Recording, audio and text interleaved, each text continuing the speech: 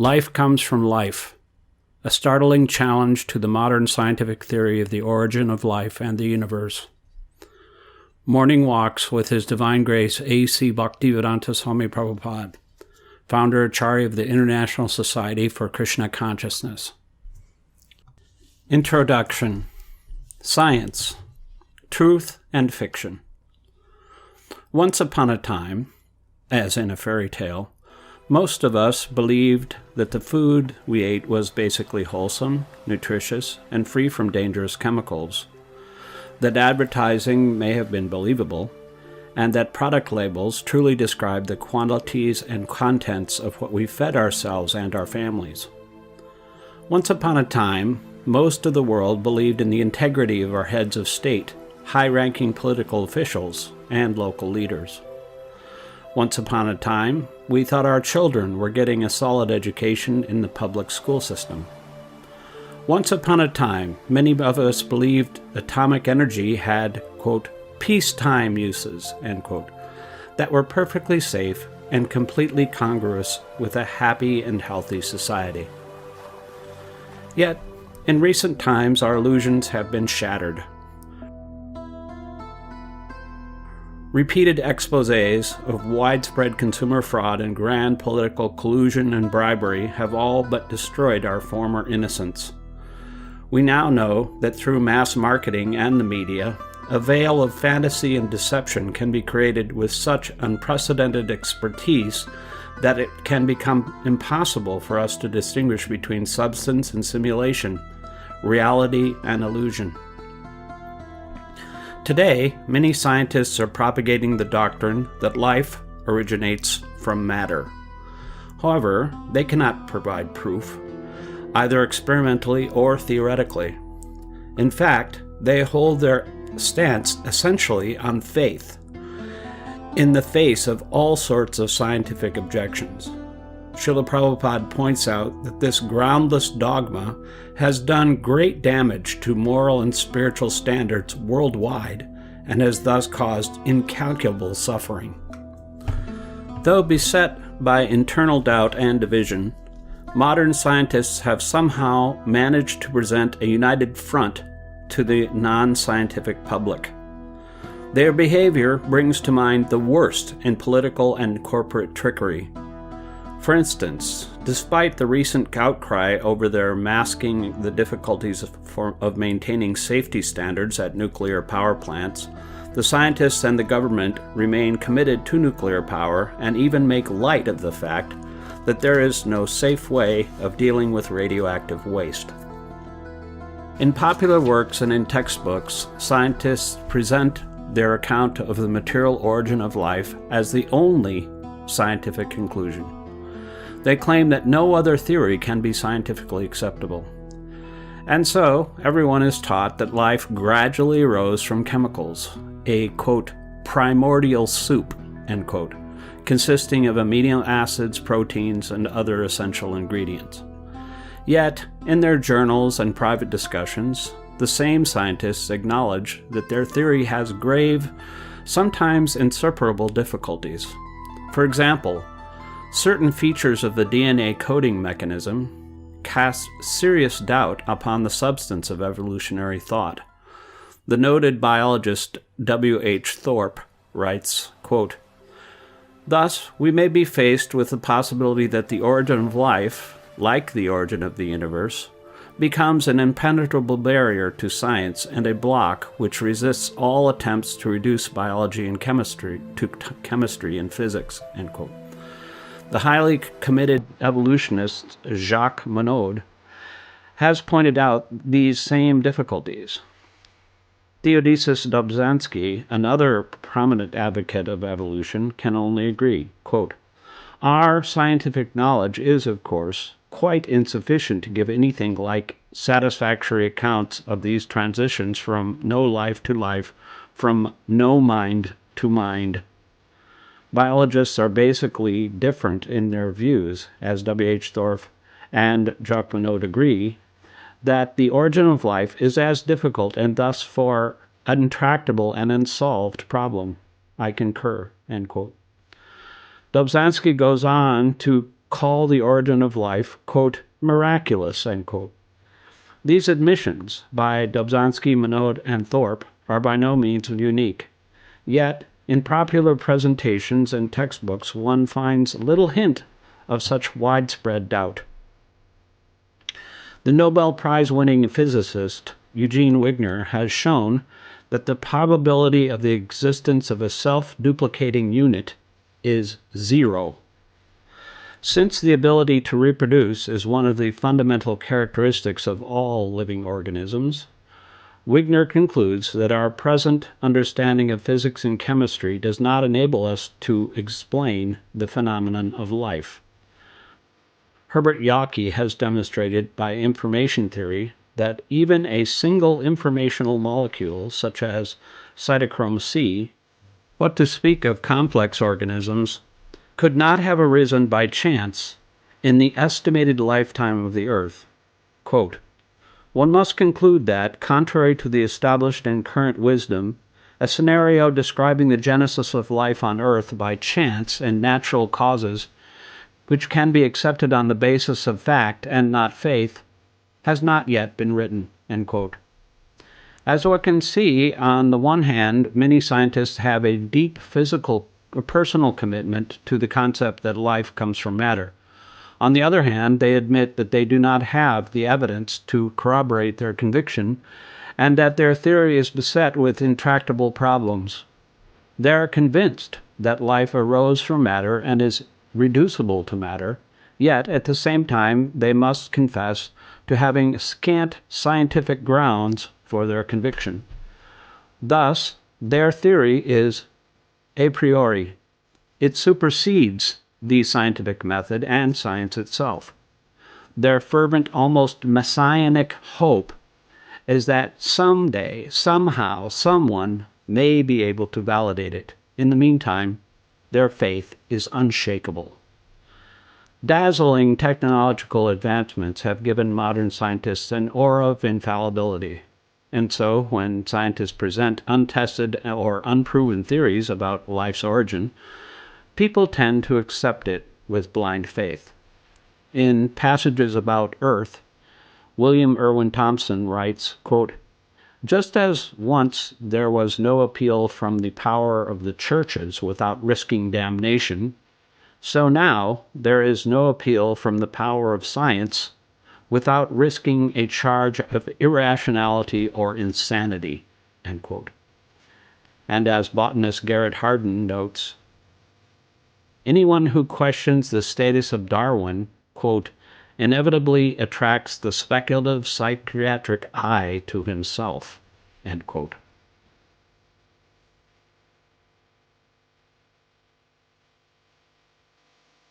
Forward. For people who have come to accept every pronouncement of modern scientists as tested and proven truth, this book will be an eye-opener. Life Comes from Life is an impromptu but brilliant critique of some of the dominant policies, theories, and presumptions or presuppositions of modern science and scientists by one of the greatest philosophers and scholars of the century, His Divine GraceA.C. Bhaktivedanta Swami Prabhupada.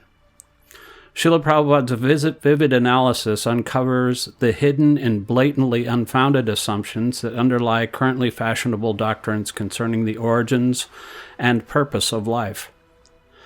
This book is based on taped morning walk conversations that Srila Prabhupada had with some of his disciples during 1973 in the Los Angeles area. On those mornings, when he focused on science, Srila Prabhupada spoke mainly with his disciple Thoudam D. Singh, Ph.D. An organic chemist, Dr. Singh presently directs the Bhaktivedanta Institute, an international center for advanced study and research in science, philosophy, and theology. Each day, wherever in the world he happened to be, Srila Prabhupada would go out for a lengthy stroll in the chill quietude of the early morning, and cloaked in a warm wrap, he would share intimate moments with a small group of students, disciples, and special guests. Some mornings found him immersed in contemplation and quiet appreciation of the surroundings, and little dialogue emerged. At other times, he spoke at great length, and often with considerable intensity, on various subjects. During these animated discourses, he demonstrated that philosophical analysis need not be a dull, obtruse affair, but can be a dynamic cutting edge into every sphere of life. Nothing could escape his keen intellect, deep spiritual insight, and uncommon wit. Rejecting superficial and dogmatic thinking, he edified, challenged, cajoled, charmed, and enlightened his students, and he carefully guided them to increased insight and understanding. Srila Prabhupada, 1896 to 1977, is an internationally recognized author, scholar, and spiritual preceptor, and he is widely esteemed as India's greatest cultural ambassador to the world. In Life Comes from Life, Srila Prabhupada takes the role of philosopher, social critic. With philosophical rigor, profound common sense, and disarming frankness, he exposes not only modern science's methodological shortcomings and unexamined biases, but also the unverified and unverifiable speculations that scientists present to the trusting public as known fact. Thus, Srila Prabhupada breaks the spell of materialistic and nihilistic myths, which, masquerading as science, have so bewitched modern civilization. The publishers. Life Comes from Life. The First Morning Walk. Recorded on April 18th, 1973, in Chavois Hills Park, Los Angeles. Srila Prabhupada is accompanied by Dr. Thoudam D, Singh, Karandar Das Adhikari, Ramananda Swami, and other students. Life on Other Planets. Srila Prabhupada. Even on the sun and moon, there are living entities. What is the opinion of the scientists? Dr. Singh. They say there is no life there. Srila Prabhupada. That is nonsense. There is life there. Dr. Singh. They say there is no life on the moon because they did not find any there. Srila Prabhupada. Why do they believe that? The moon planet is covered with dust, but within the dust the living entities can live. Every atmosphere is suitable for life, any atmosphere. Therefore, the Vedas describe the living entities as sarvagata, which means, quote, existing in all circumstances, end quote. The living entity is not material. Although encaged in a material body, he is not material. But when we speak of different atmospheres, we refer to different material conditions. Karandar.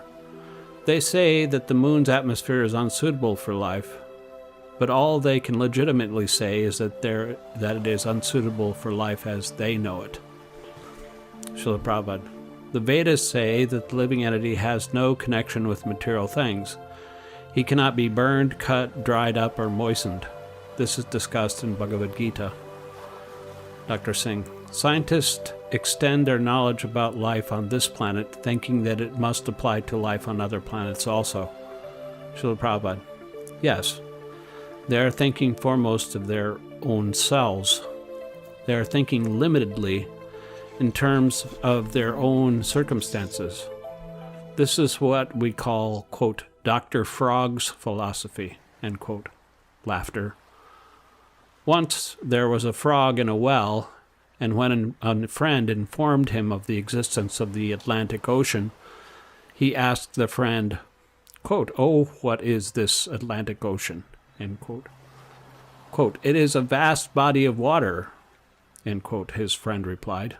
Quote, how vast? Is it twice the size of this well? End quote. Quote, oh no, much, much larger, end quote, his friend replied. Quote, how much larger? 10 times the size? End quote. In this way, the frog went on calculating. But what is the possibility of ever understanding the vastness of the great ocean in this way? Our faculties, our experience, and our powers of speculation are always limited. The speculations of the scientists only give rise to such frog philosophy. Grundar. The basis of what they call, quote, scientific integrity, end quote, is that they talk only about what they can directly experience. Srila Prabhupada. You may talk about your experience, and I may talk about my experience, but why should I accept your experience? You may be a fool, so why should I also become a fool? You may be a frog, but suppose I am a whale. Why should I take your well as all in all? You have your method of acquiring scientific knowledge, and I have mine. Dr. Singh. Because the scientists haven't detected any water on the surface of the moon, they've concluded that no life could survive there. Srila Prabhupada. They haven't seen the whole surface of the moon. Suppose someone were to come here from another planet, drop into the Arabian desert, and then return home. Could he come to a complete conclusion about the nature of the whole earth? His knowledge would not be complete. Karandar. They have a device that senses water. They say they've had it orbit the moon. They've concluded that the moon has no water and therefore no life. Srila Prabhupada. Even if, as on the sun, there is apparently no water, still there are living entities there. How does a cactus grow in the desert apparently without water? Karandar. It gets water from the atmosphere. Srila Prabhupada. Yes, because the atmosphere contains all the elements needed to sustain life: earth, water, fire, air, and ether. In anything material, all these elements are present. For example, in my body there is water, although you cannot see it. Similarly, you don't see fire in my body, yet my body is warm. Where does this warmth come from? You don't see any fire. Do you see any fire burning in my body? Then where does the warmth come from? What is the answer? The universe in the atom. Srila Prabhupada. All matter is a combination of 5 gross elements: earth, water, fire, air, and ether, and 3 subtle elements: mind, intelligence, and false ego. Karandar. According to the Vedic science, material energy begins with the false ego and then develops into the intelligence, and then the mind, then the gross elements: ether, fire, air, and so on. So the same basic ingredients are present in all matter. Is this right? Srila Prabhupada. Yes. The creation of the material universe is like the growth of a great banyan tree from a seed. No one can see the tree within the seed, but all the necessary ingredients from the tree are there, including the required intelligence. Actually, everyone's body is a sample universe.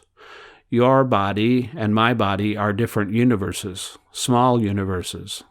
Therefore, all 8 material elements are present within our bodies, just as they are within the whole universe. Similarly, an insect's body is another universe. Karandar. How about the atom? Srila Prabhupada. The same formula applies. All these constituents are within the atom. Anor Aniyan Mahato Mahatayan. Katha Upanishad 1:2:20. This means that whether something is extremely large or infinitesimal, it is still made of the same basic elements. This is true everywhere in the material world.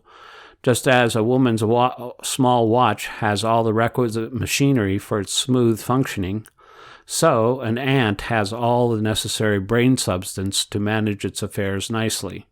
How is this possible?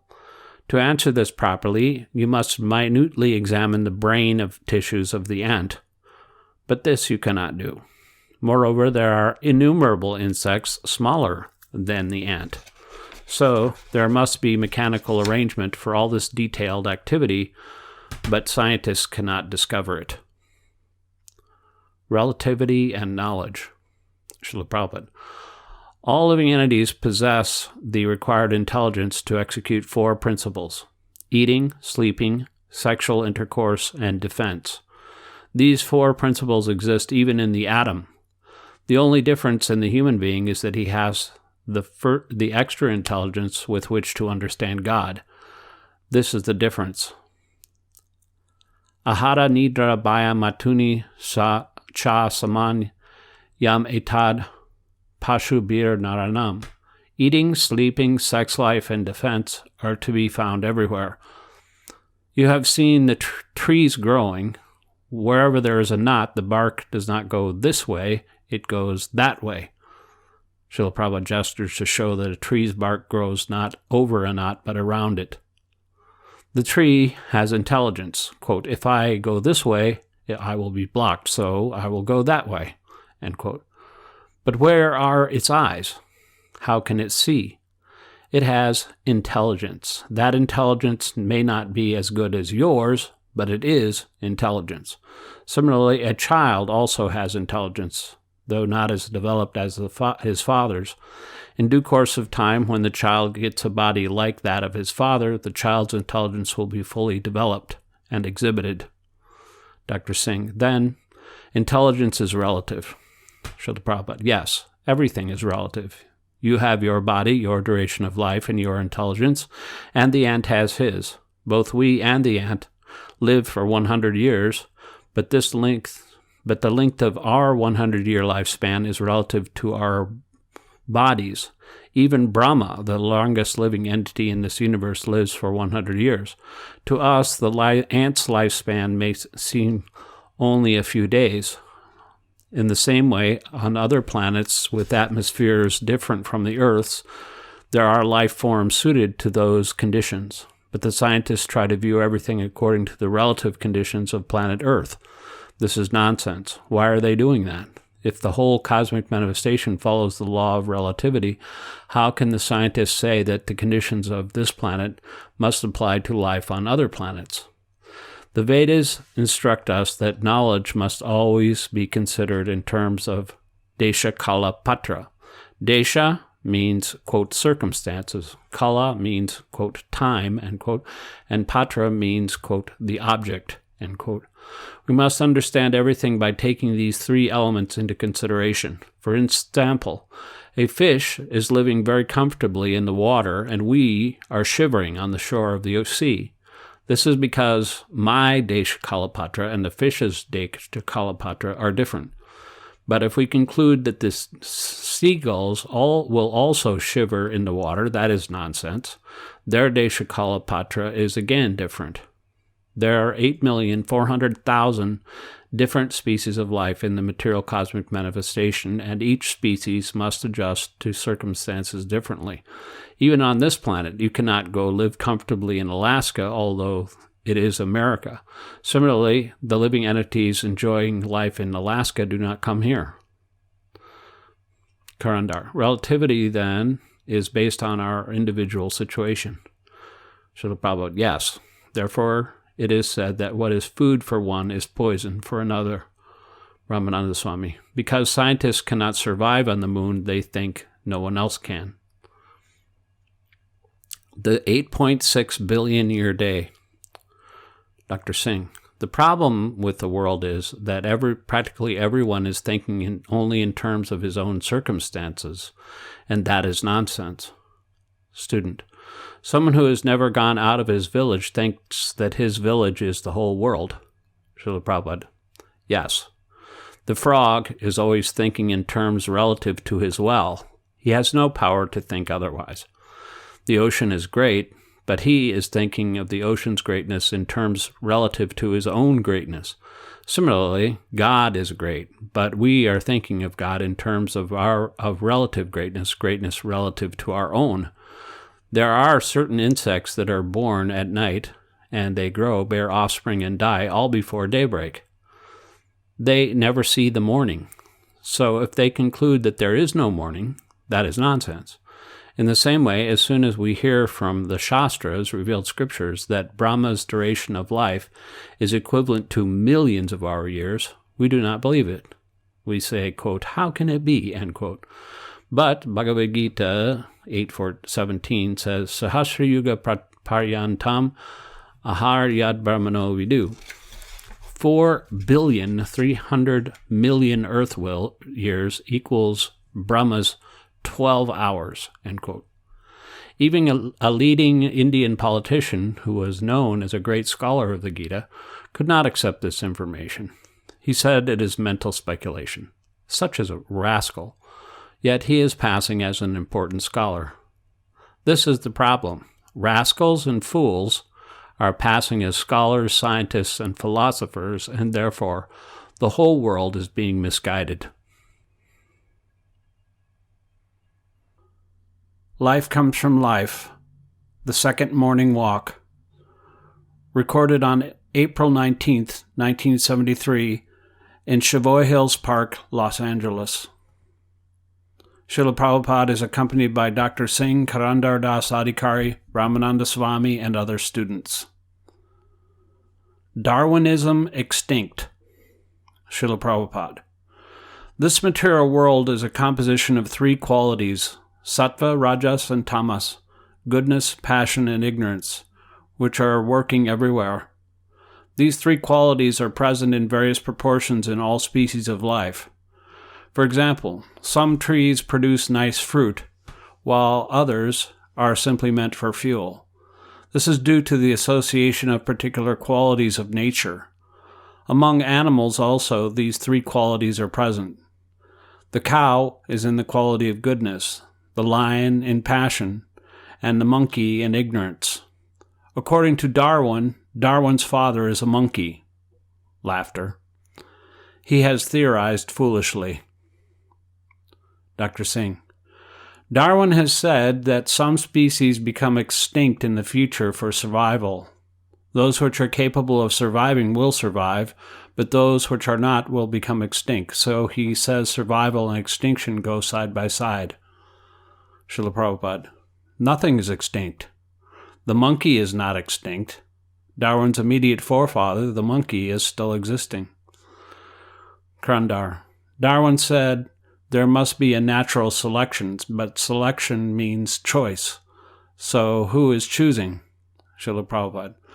That must be a person. Who is allowing someone to survive and someone to be killed? There must be some authority with discretion to give such an order. That is our first proposition. Who that authority is explained in Bhagavad Gita. Krishna says, Mayadakshena Prakriti, quote, nature is working under my supervision, end quote. Bhagavad Gita 9:10. Dr. Singh. Darwin also says that the different species were not created simultaneously, but evolved gradually. Srila Prabhupada. Then what is his explanation of how the process of evolution began? Krandar. Modern proponents of Darwinism say that the first living organism was created chemically. Srila Prabhupada. And I say to them, quote, if life originated from chemicals, and if your science is so advanced, then why can't you create life biochemically in your cat laboratories? End quote. In the future. Karandar. They say they will create life in the future. Srila Prabhupada. What future? When this crucial point is raised, they reply, quote, we shall do it in the future, end quote. Why in the future? That is nonsense. Quote, trust no future, however pleasant, end quote. If they are so advanced, they must demonstrate how life can be created from chemicals. Otherwise, what is the meaning of their advancement? They're talking nonsense. Karandar. They say that they're right on the verge of creating life. Srila Prabhupada. That's only a different way of saying the same thing, quote, in the future, end quote. The scientists must admit that they still do not know the origin of life. Their claim that they will soon prove a chemical origin of life is something like paying someone with a post-dated check. Suppose I give you a post-dated check for $10,000, but I actually have no money. What is the value of that check? Scientists are claiming that their science is wonderful, but when a practical example is wanted, they say they will provide it in the future. Suppose I say that I possess millions of dollars, and when you ask me for some money, I say, quote, yes, I will now give you a big post-dated check. Is that all right? End quote. If you're intelligent, you'll reply, quote, at present, give me at least $5 in cash. so that I can see something tangible, end quote. Similarly, the scientists cannot produce even a single blade of grass in their laboratories, yet they're claiming that life is produced from chemicals. What is this nonsense? Is no one questioning this? Karandar. They say that life is produced by chemical laws. Srila Prabhupada. As soon as there is a law, we must take into consideration that someone made the law. Despite their so-called advancement, the scientists in their laboratories cannot produce even a blade of grass. What kind of scientists are they? And Dr. Singh. They say that in the ultimate analysis, everything came from matter. Living matter came from non-living matter. Srila Prabhupada. Then where is this living matter coming from now? Do the scientists say that life came from matter in the past, but does not at present? Where is the ant coming from now? From the dirt? The missing link. Dr. Singh. In fact, there are several theories explaining how life originated from matter, how living matter came from the non-living. Srila Prabhupada, casting Dr. Singh in the role of a materialistic scientist. All right, scientist, why is life not coming from matter now, you rascal? Why isn't life coming from matter now? Actually, such scientists are rascals.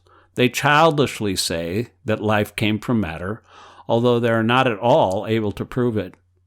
Our Krishna Consciousness movement should expose all these rascals. They're only bluffing. Why don't they create life immediately? In the past, they say, life arose from matter, and they say that this will happen again in the future. They even say that they will create life from matter. What kind of theory is this? They have already commented that life began from matter. This refers to the past. Quote, began, end quote. Why, then, do they now speak of the future? Is it not contradictory? They're expecting the past to occur in the future. This is childish nonsense. Karandar. They say that life arose from matter in the past and that they will create life in this way in the future. Srila Prabhupada. What is this nonsense? If they cannot prove that life arises from matter in the present, how do they know life arose this way in the past? Dr. Singh. They're assuming. Srila Prabhupada. Everyone can assume, but this is not science. Everyone can assume something. You can assume something, I can assume something, but there must be proof. We can prove that life arises from life. For example, a father begets a child. The father is living, the child is living. But where is the proof that a father can be a dead stone? Where is their proof? We can easily prove that life begins from life, and the original life is Krishna. That can also be proven. But what evidence exists that a child is born of stone? They cannot actually prove that life comes from matter. They're leaving that aside for the future. Laughter. Karandar. The scientists say that they can now formulate acids, amino acids, that are almost like one-celled living organisms. They say that because these acids so closely resemble living beings, there must be just one missing link needed before they can create life. Srila Prabhupada. Nonsense. Missing link. I challenge them to their face. Laughter. They're missing this challenge. The missing link is this challenge to their face.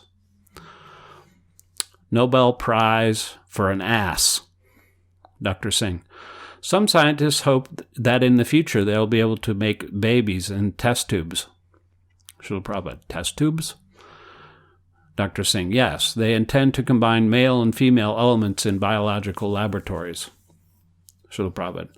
If they begin with living entities, what is the purpose of the test tube? It is only a place for combination, but so is the womb. Where is the credit for the scientists if this is already being done in nature's test tube? Karandar. It is already being done by nature, but when some scientist does it, people will give him the Nobel Prize. Srila Prabhupada. Yes, that is stated in Srimad Bhagavatam.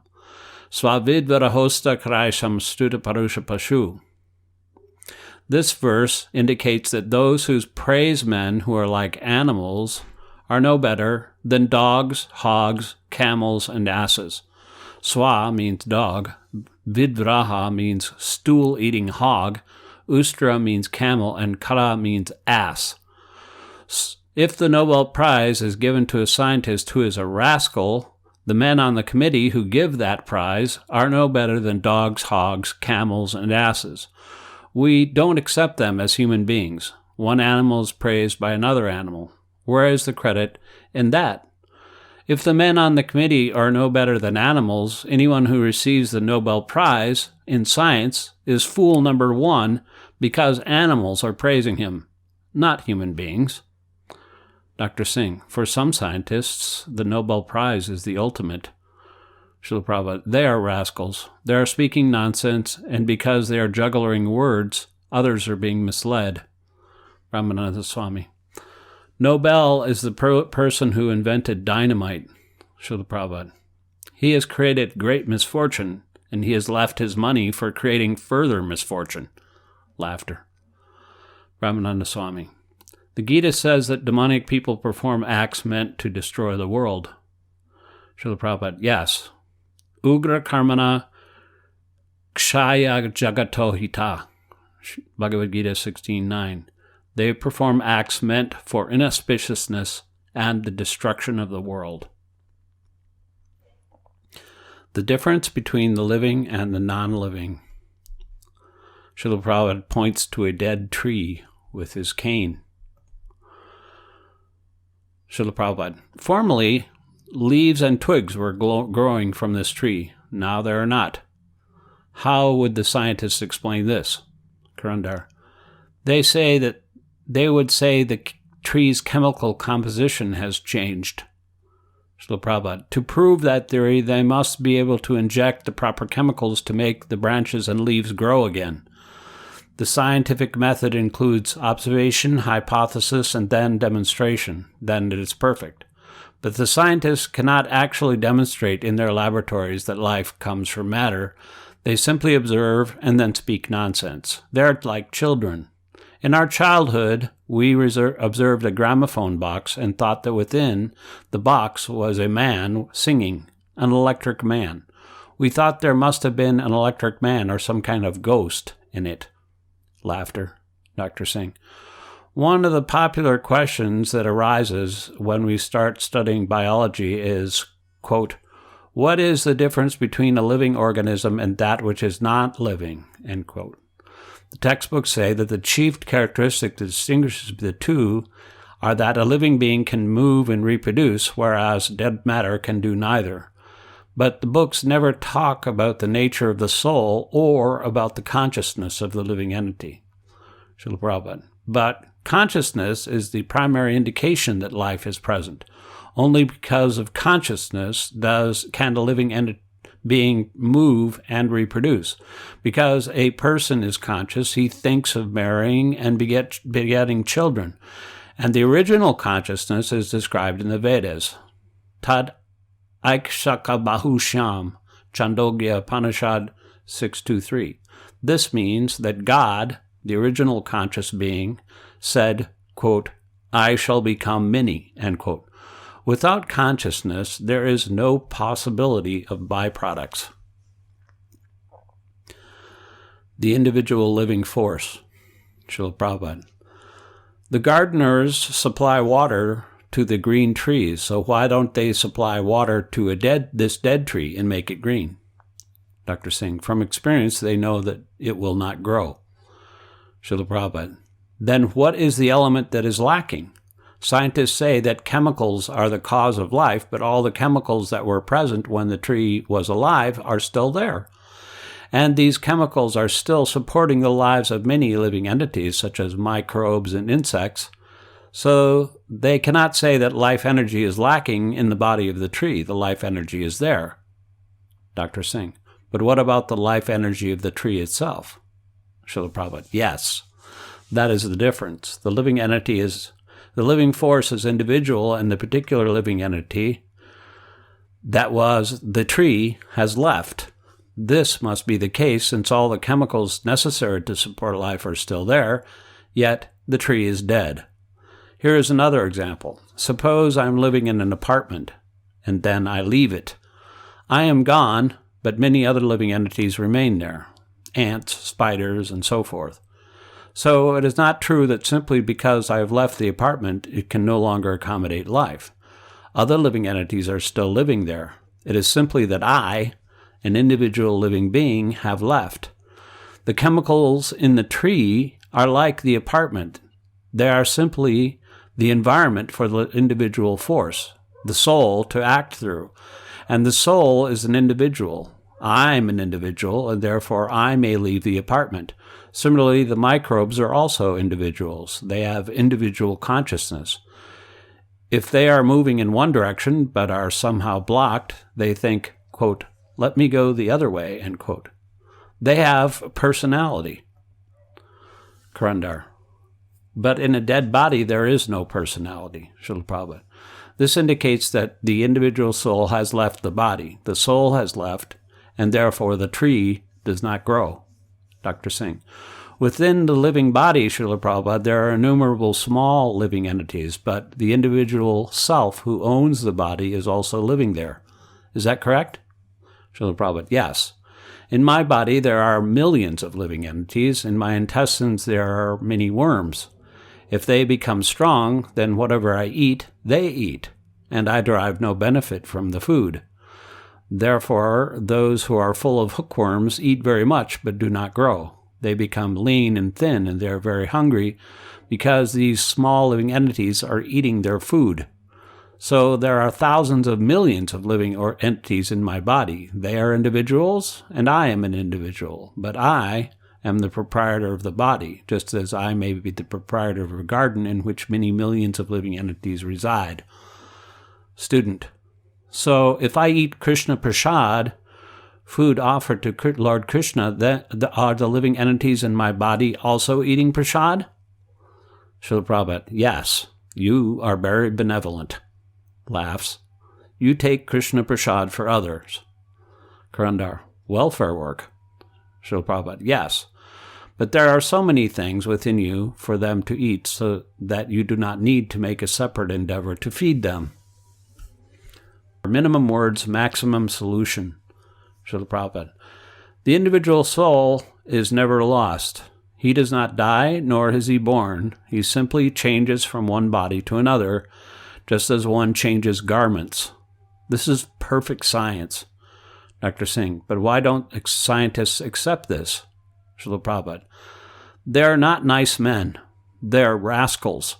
They're not even gentlemen. Under appropriate circumstances, gentlemen will have some shyness or some shame, but these men are shameless. They cannot properly answer our challenges, yet they shamelessly claim that they're scientists and that they will create life. They're not even gentlemen. At least I regard them like that. A gentleman will be ashamed to speak nonsense. Dr. Singh. They do not think before they speak. Srila Prabhupada. That means that they're not human beings. A human being thinks twice before saying anything. Krishna makes the presence of life within the body so easy to understand. He says, Dehinosmin yata dehe komaram yuvanam jara taratayantara papti dirastatra muyati. Quote, as the embodied soul continually passes in this body, from boyhood to youth to old age, the soul similarly passes into another body at death. The self-realized soul is not bewildered by such a change, end quote. Bhagavad Gita 2:13. In these two lines, Krishna solves the whole biological problem. That is knowledge. Minimum words, maximum solution. Volumes of books expounding nonsense have no meaning. Materialistic scientists are like croaking frogs. Caw-caw, caw-caw, caw-caw. So Prabhupada imitates the sound of a croaking frog, and the others laugh. The frogs are thinking, quote, oh, we are talking very nicely, end quote. But the result is that the snake finds them and says, quote, oh, here's a nice frog, end quote. So Prabhupada imitates the sound of a snake eating a frog. Bop! Finished. When death comes, everything is finished. The materialistic scientists are croaking, caca, caca. But when death comes, their scientific industry is finished, and they become dogs, cats, or something like that.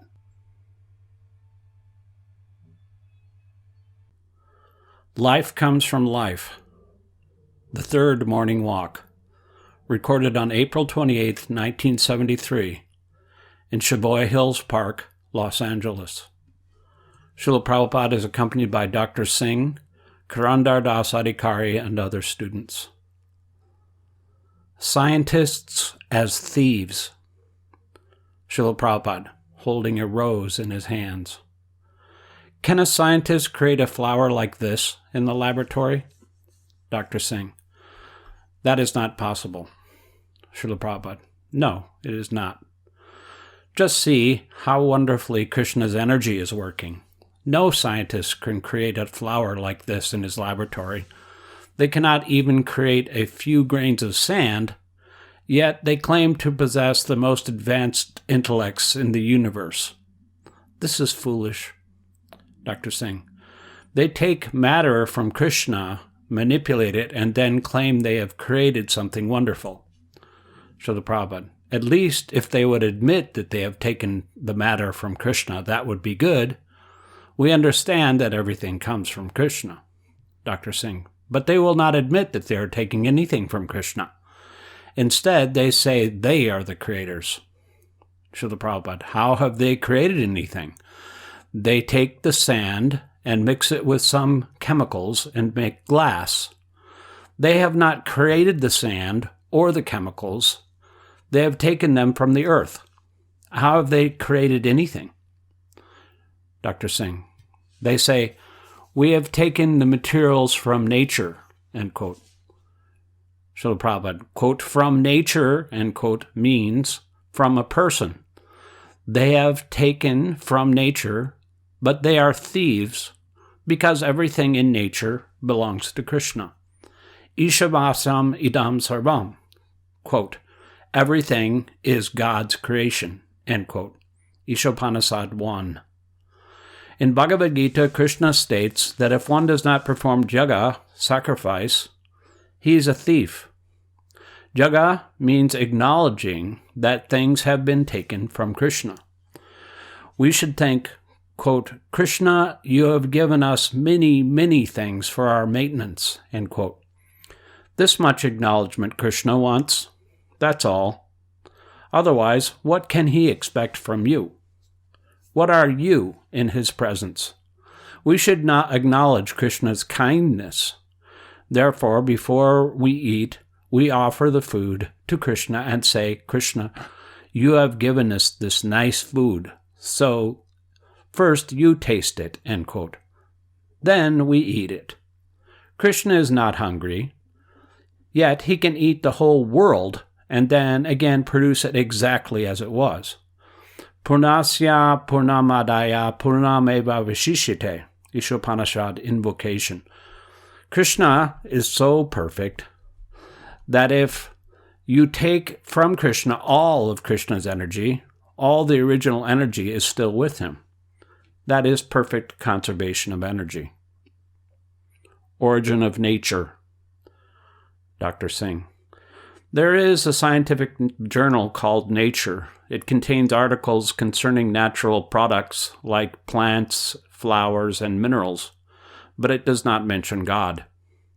Srila Prabhupada. We may rightly observe that plants are being produced by nature, but the next question we must ask is, quote, who has produced nature, end quote. To ask this is real intelligence. Dr. Singh. They generally don't think about this. Srila Prabhupada. Then they're foolish. Where does nature come from? As soon as we speak of nature, the next question should be, quote, whose nature, end quote. Is it not so? For instance, I speak of my nature and you speak of your nature. Therefore, as soon as we speak of nature, the next inquiry should be, quote, whose nature, end quote. Nature means energy. And as soon as we speak of energy, we must inquire into the source of that energy. For example, if you speak of electric energy, you must accept its source, the powerhouse. How can you deny it?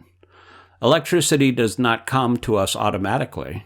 Similarly, nature is not working automatically. It is under the control of Krishna. Student. In the Vedas, it is said that material nature works under Krishna's direction. Srila Prabhupada. Yes. As soon as you speak of energy, there must be a source. The mirage of the material world. Karandar. Geologists study the strata of the Earth's crust to trace out the origin of the Earth. Srila Prabhupada. But these strata are being created and destroyed at every moment. Now they are one way, and in half an hour from now they will be different. They are jagat, always changing. Krishna states in Bhagavad Gita 8.4, Adibhutam ksharo bhava, quote, physical nature is known to be endlessly mutable, end quote. Therefore, one cannot find out the source of all energy simply by observing the energy itself. Now the Earth's strata may be black, later it may be white, and then again black. So the geologists study the black color, then the white color, and again the black, and so on. This is called punas charvita charvananam, quote, chewing the chewed, end quote. Now it is cold, at midday it will be warm, and at night it will be cold again. In this way, the entire material cosmic manifestation is subject to different types of change. Even our bodies are changing. Everything is changing. But what is the eternity behind this changing? That is the subject of real knowledge. The scientists do not find that eternity, and therefore they are disappointed. They think that the background of everything is void, zero. They think that eternity is zero. And when they are asked where this zero comes from, they say, quote, it comes from nothing, end quote. So we must ask them, quote, how have the varieties come about, end quote. The Vedic conclusion is that variety is eternal, although the changing varieties these scientists study in the material world are temporary. These varieties are shadow varieties. Real variety exists eternally in the spiritual world. Dr. Singh, so the material universe is like a mirage. Srila Prabhupada, yes. Suppose I think I see some water in the desert where there is no water. This is an illusion. Water exists, but not in the mirage. Similarly, the material varieties we see, the varieties of enjoyment, are like that mirage. We, the living entities, are meant for enjoyment, but we are seeking enjoyment in a false place, in an illusion. We are like the desert animals who run after mirage or water in the mirage and eventually die of thirst. They cannot relieve their thirst with such illusory water. Similarly, we are trying to manufacture many things to satisfy our thirst for enjoyment, but we are being baffled at every turn because material existence is an illusion. Therefore, real intelligence means to inquire, quote, where is the reality? Where is the eternal substance behind the illusion, end quote. If we can find that out, we can experience real enjoyment. The Fourth Morning Walk, recorded on April 29, 1973, on the shores of the Pacific Ocean near Los Angeles. Srila Prabhupada is accompanied by Dr. Singh, Brahmananda Swami, Karandar Das Adhikari, and other students. The Progress of the Asses. Srila Prabhupada. Everyone is suffering here in the material world, and scientific improvement means that the scientists are creating a situation of further suffering. That's all. They're not making improvements. Bhaktivedanta Thakur confirms this by saying, Moha janmi anitya samsare jivake kare ye gadha. Quote, by so-called scientific improvements, the scientist has become an ass, end quote. Moreover, he is becoming a better and better ass and nothing more. Suppose that by working very hard, like an ass, a person builds a skyscraper. He may engage in a lifelong labor for this, but ultimately he must die. He cannot stay. He will be kicked out of his skyscraper because material life is impermanent. Scientists are constantly doing research, and if you ask them what they are doing, they say, quote, "It is for the next generation, for the future," end quote. But I say, quote, "What about you? What about your skyscraper? If in your next life you're going to become a tree, what will you do with your next generation then?" End quote. But he is an ass. He doesn't know that he is going to stand before his skyscraper for 10,000 years. And what about the next generation? If there is no petrol, what will the next generation do? And how will the next generation help him if he's going to be a cat, a dog, or a tree? The scientists and everyone else should endeavor to achieve freedom from the repetition of birth and death, but instead everyone is becoming more and more entangled in the cycle of birth and death. Bhavesmin klishamananam avidya karma karma bhi. This is a quotation from Srimad Bhagavatam 1.8.35. There is one line. Here in one line, the whole material existence is explained. This is literature. This one line is worth thousands of years of research work. It explains how the living entity is taking birth in this world, where he comes from, where he is going, what his activities should be, and many other essential things. The words bhavesmin kleshamananam refer to the struggle for existence. Why does this struggle exist? Because of avidya, ignorance.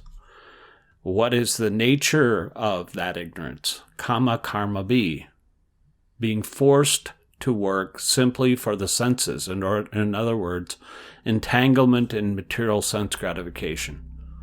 Student: So is it true that modern scientific research increases the demands of the body because the scientist is ultimately working to gratify his senses? Srila Prabhupada: Yes. Word jugglery and world crisis.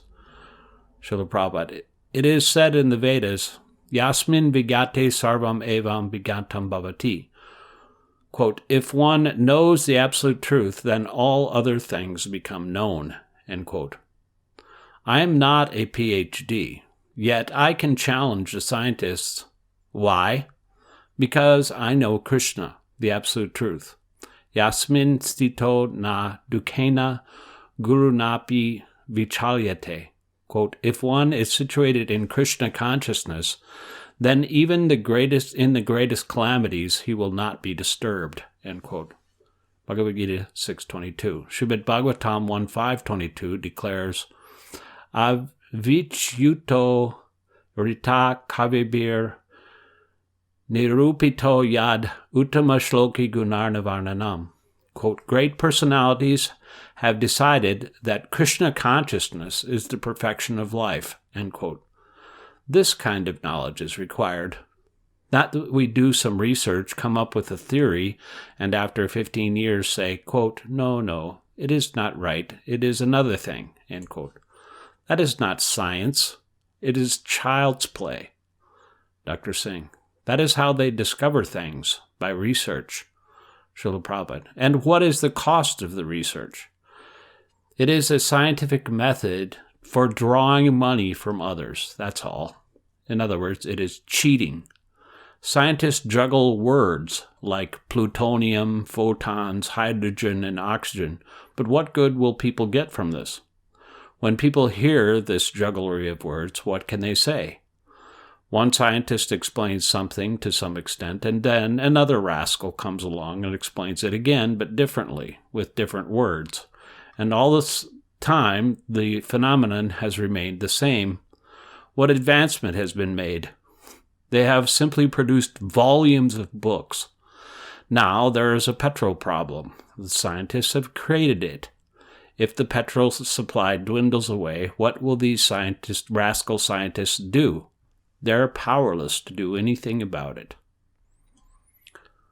The billion-dollar dust heap. Srila Prabhupada. Now there's a scarcity of water in India, but what are the scientists doing about it? There is more than enough water in the world, so why don't the scientists bring water where it is urgently required? They should employ irrigation immediately, but instead they are going to the moon, the dusty planet, to make it fertile. Why don't they irrigate this planet? There's plenty of seawater, so why don't they irrigate the Sahara or Arabian or Rajasthani desert? Quote, yes, end quote, they say. Quote, in the future, we are trying, end quote. In their pride, they immediately say, quote, yes, we are trying, end quote.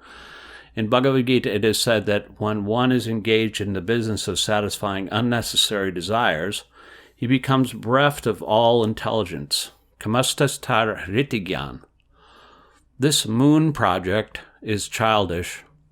Those who aspire to go to the moon are like crying children. A child cries, quote, Mother, give me the moon, end quote. So the mother gives the child a mirror and says, quote, here is the moon, my dear son, end quote. And the child takes the mirror, sees the moon and in it, and says, quote, oh, I have the moon, end quote. Unfortunately, this is not just a story. Kurandar, after spending all that money to go to the moon and bring back just a few rocks, the people in the space product decided that there is nothing more to do there. Brahmananda Swami. Now they want to go to another planet, but they're short of money. Going to other planets costs millions of billions of dollars. Srila Prabhupada. People work very hard while the rascal government takes taxes and spends money unnecessarily.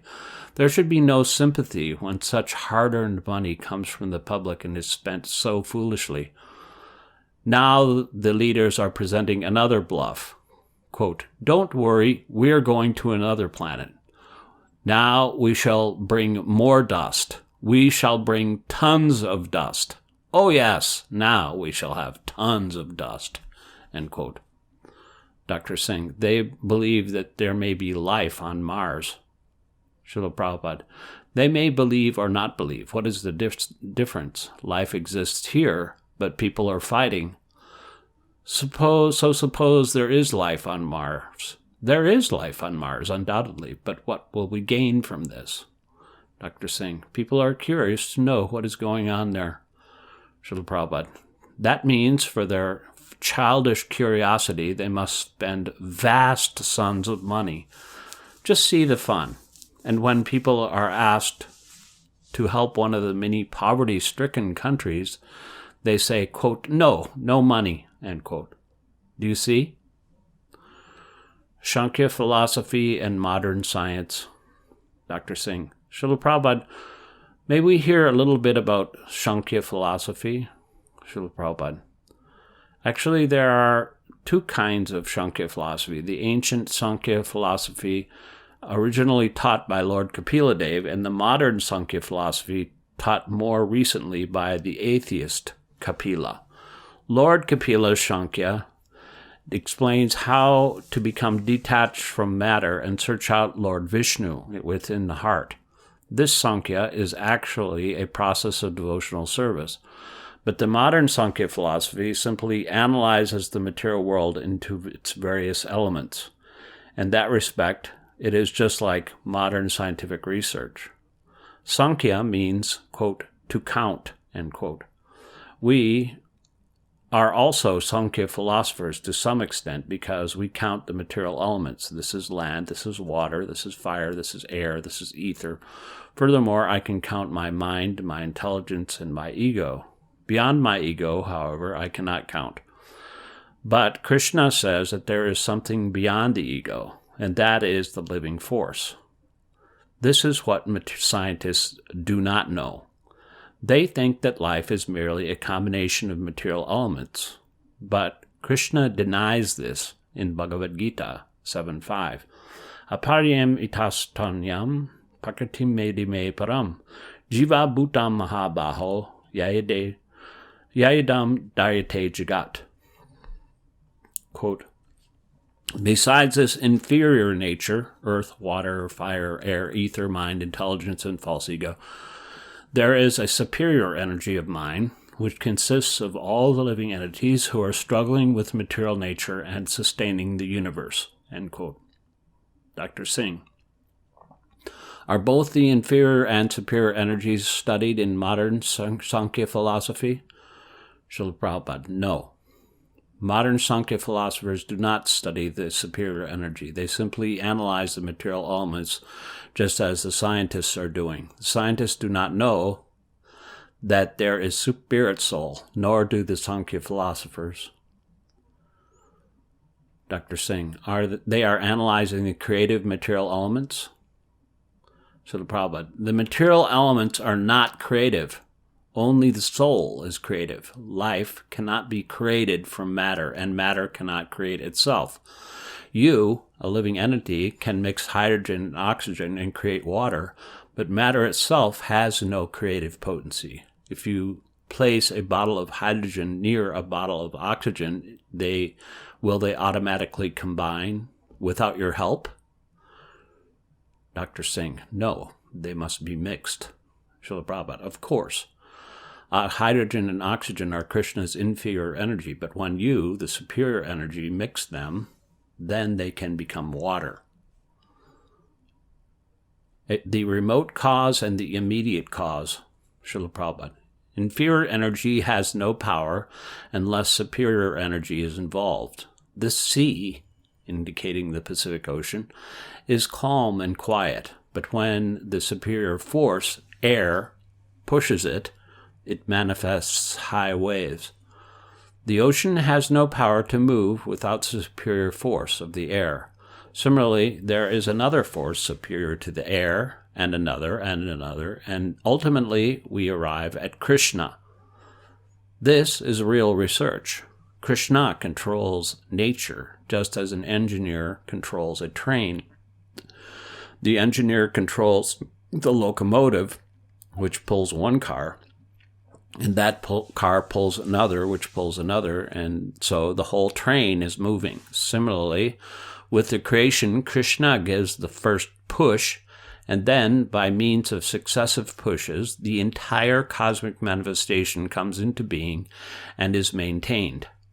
This is explained in Bhagavad Gita 9.10. Maya dakshena prakriti suiti sacharacharam. Quote, this material nature is working under my direction and is producing all moving and unmoving beings. End quote. And in the 14th chapter, 14.4, Krishna says, Sarvayonishu konteya murtaya sambhavantiya tasham brahma mahadyonir aham bija pida pita. Quote, all species of life are made possible by birth in this material nature, O son of Kunti, and I am the seed-giving father. End quote. For example, if we sow a banyan seed, a huge tree eventually comes up, and along with it, millions of new seeds. Each of these seeds can in turn produce another tree with millions of new seeds, and so on. This is how Krishna, the original seed-giving father, is the primary cause of everything we see. Unfortunately, the scientists observe only the immediate cause. They cannot perceive the remote cause. Krishna is described in the Vedas as Sarva Karna Karanam, the cause of all causes. If one understands the cause of all causes, then he understands everything. Yasmin vigate sarvamevam vigantam bhavati. Quote, if one knows the original cause, the subordinate causes are automatically known. End quote. Although the scientists are searching after the original cause, when the Vedas, perfect knowledge, declare the original cause to be the Supreme Personality of Godhead, the scientists won't accept it. They keep to their partial, imperfect knowledges. This is their disease. The cosmic machine, Srila Prabhupada. Scientists do not know that there are two types of energy, inferior and superior, although they are actually working with these two energies every day. Material energy can never work independently. It must first come in contact with spiritual energy. So how can people accept that the entire cosmic manifestation, which is nothing but matter, has come about automatically? A competent machine does not work unless a man who knows how to work it pushes a button. A Cadillac is a nice car, but if it has no driver, what is the use of it? So, the material universe is also a machine. People are amazed to see a big machine with many, many parts, but an intelligent person knows that however wonderful a machine may be, it does not work unless an operator comes and pushes the proper button. Therefore, who is more important, the operator or the machine? So we are concerned not with the material machine, this cosmic manifestation, but with its operator, Krishna. Now, you may say, well, quote, well, how do I know that he is the operator? End quote. Krishna says, Maya dakshena prakriti suyate sacharacharam, quote, under my direction, the whole cosmic manifestation is working, end quote. If you say, quote, no, Krishna is not the operator behind the cosmos, end quote, then you have to accept another operator, but you must present him. But this you cannot do. Therefore, in the absence of your proof, you should accept mine.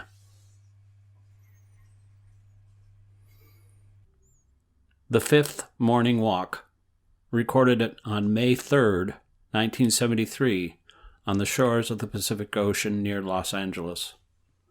Srila Prabhupada is accompanied by Dr. Singh and Brahmananda Swami. The Invisible Pilot. Srila Prabhupada. Almost everyone in the world is under the false impression that life is born from matter. We cannot allow this nonsensical theory to go unchallenged. Life does not come from matter. Matter is generated from life. This is not a theory. It is fact. Science is based on an incorrect theory. Therefore, all its calculations and conclusions are wrong, and people are suffering because of this. When all these mistaken modern scientific theories are corrected, people will become happy. So, we must challenge the scientists and defeat them. Otherwise, they will mislead the entire society. Matter changes in 6 phases: birth, growth, maintenance, production of byproducts, dwindling, and death. But the life within matter, the spirit soul, is eternal. It goes through no such changes. Life appears to be developing and decaying, but actually it is simply passing through each of these 6 phases until the material body can no longer be maintained. Then the old body dies and the soul enters a new body. When our clothing is old and worn, we change it. Similarly, one day our bodies become old and useless and we pass on to a new body. As Krishna says in Bhagavad Gita 2.13, Dehinosmin yata dehe komaram yovanam jara, tata dehantara prapti. Quote, as the embodied soul continually passes in this body from boyhood to youth to old age, the soul similarly passes into another body at death. End quote. And a little later, in 2.18, Antavanta ime deha nitya shokta sharinina. This means that only the material body is of the indestructible and eternal living entity is subject to destruction. The material body is perishable, but the life within the body is nitya, eternal. Everything works on the basis of this living force. This is the Pacific Ocean, and these high waves are being manipulated by living force. This airplane, Srila Prabhupada gestures towards a passing aircraft, is flying, but is it flying undirected? Dr. Singh. Someone is directing it. Srila Prabhupada, yes, everything is working under someone's direction. So why do the rascal scientists deny this? The airplane is a big machine, but it is flying under the direction of a small spiritual spark, the pilot. Scientists cannot prove that this big 747 airplane could fly without the small spiritual spark. So, as the small spiritual spark can direct a large plane, the big spiritual spark directs the whole cosmic manifestation. Setting the real problems aside, Srila Prabhupada. The Svetasvatara Upanishad says, Keshagra satabhagasya satam sa sadshramaka jiva sukshma svapno yam shankhya tito hichitkana. According to this verse, the measurement of the soul, the proprietor of the body, is 1/10,000th part the tip of a hair. This is very small, atomic, but because that atomic spiritual energy, my body is working. That atomic spiritual energy is within the body, and therefore the body works and the airplane flies. Why is it so difficult to understand? Suppose a man thinks himself very stout and strong. Why is he stout and strong? It is only because within him there exists a spiritual spark. As soon as that small spiritual spark is gone, his strength and vigor disappears, and the vultures come and eat his body. If scientists say that matter is the cause and origin of life, then let us ask them to bring back to life just one dead man. One man, like Professor Einstein. Let them inject some chemicals so that just one dead man may come back to life and work again. But this they cannot do. There are so many things they cannot do, but still they're called scientists. Dr. Singh, sometimes when a problem is too dreadfully serious, we tend to take it lightly. Srila Prabhupada, yes. When a monkey confronts a tiger, the monkey closes its eyes, and the tiger immediately attacks. Similarly, if scientists cannot solve a problem, they may think, quote, all right, let it go on, end quote. This is actually what they're doing, because our real problem is death. No one wants to die, but scientists cannot stop death. They speak superficially about death because they cannot give any relief from it. We do not wish to die. We do not wish to become old, and we do not wish to become diseased. But what help can the scientists offer? They cannot do anything about it. They have set aside the major problems. President Jackal, Srila Prabhupada. In Bengal, there is a story called Jungal Ki Raj, concerning a jackal who becomes king of the forest. Jackals are known for their cunning. One day, this jackal comes into a village and falls into a tub of blue dye. He fled to the forest, but he had become blue. So all the animals said, quote, what is this? What is this? Who is this animal? End quote. Even the lion was surprised. Quote, we have never seen you before, sir. So who are you? End quote. The jackal replied, quote, I have been sent by God. End quote. So they began to worship him as God. But then one night, some other jackals began to cry, quote, wah, wah, wah, end quote. And since jackals cannot restrain themselves from returning the call of their own kind, this blue jackal also began to cry, quote, wah, wah, wah, end quote. And thus he exposed himself before all the other animals as being nothing more than a jackal. Many jackals have been arrested and have resigned from your government. Brahmananda Swami, the Watergate affair, it's called the Watergate scandal. Srila Prabhupada.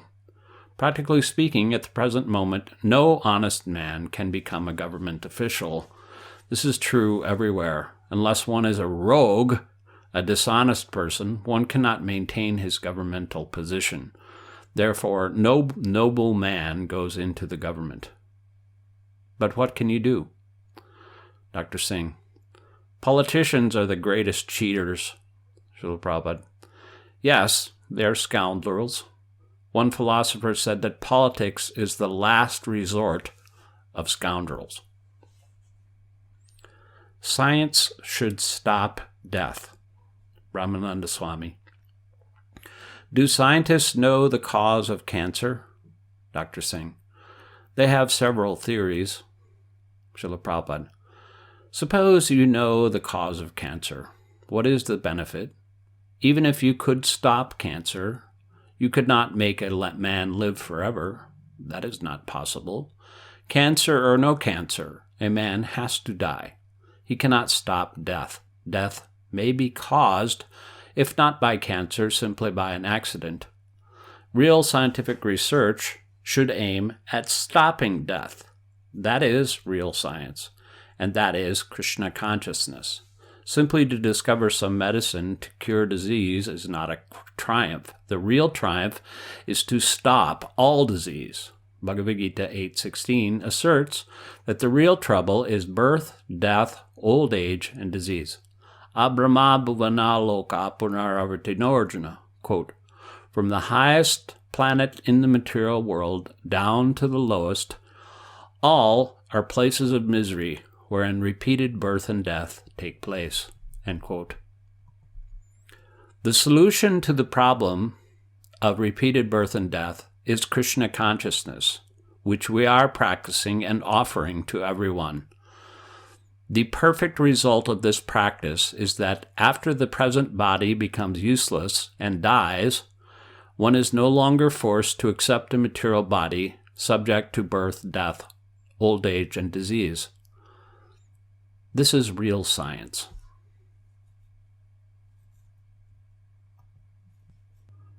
Life comes from life. The Sixth Morning Walk. Recorded on May 7th, 1973, on the shores of the Pacific Ocean near Los Angeles. Srila Prabhupada is accompanied by Dr. Singh, Brahmananda Swami, and other students. Chemicals from mystic power. Srila Prabhupada: the scientists say that life began from chemicals, but the real question is, quote, where have the chemicals come from? End quote. The chemicals come from life, and this means that life has mystic powers. For example, an orange tree contains many oranges, and each orange contains chemicals, citric acid and others. So where have these chemicals come from? Obviously, they come from the life within the tree. The scientists are missing the origin of the chemicals. They have started their investigation from the chemicals, but they cannot identify the origin of the chemicals. Chemicals come from the supreme life, God. Just as the living body of a man produces many chemicals, the supreme life, the Supreme Lord, is producing all the chemicals found in the atmosphere, in the water, in humans, in animals, and in the earth. And that is called mystic power. Unless the mystic power of the Lord is accepted, there is no solution to the problem of the origin of life. Dr. Singh: the scientists will reply that they cannot believe in mystic power. Srila Prabhupada: but they must explain the origin of the chemicals.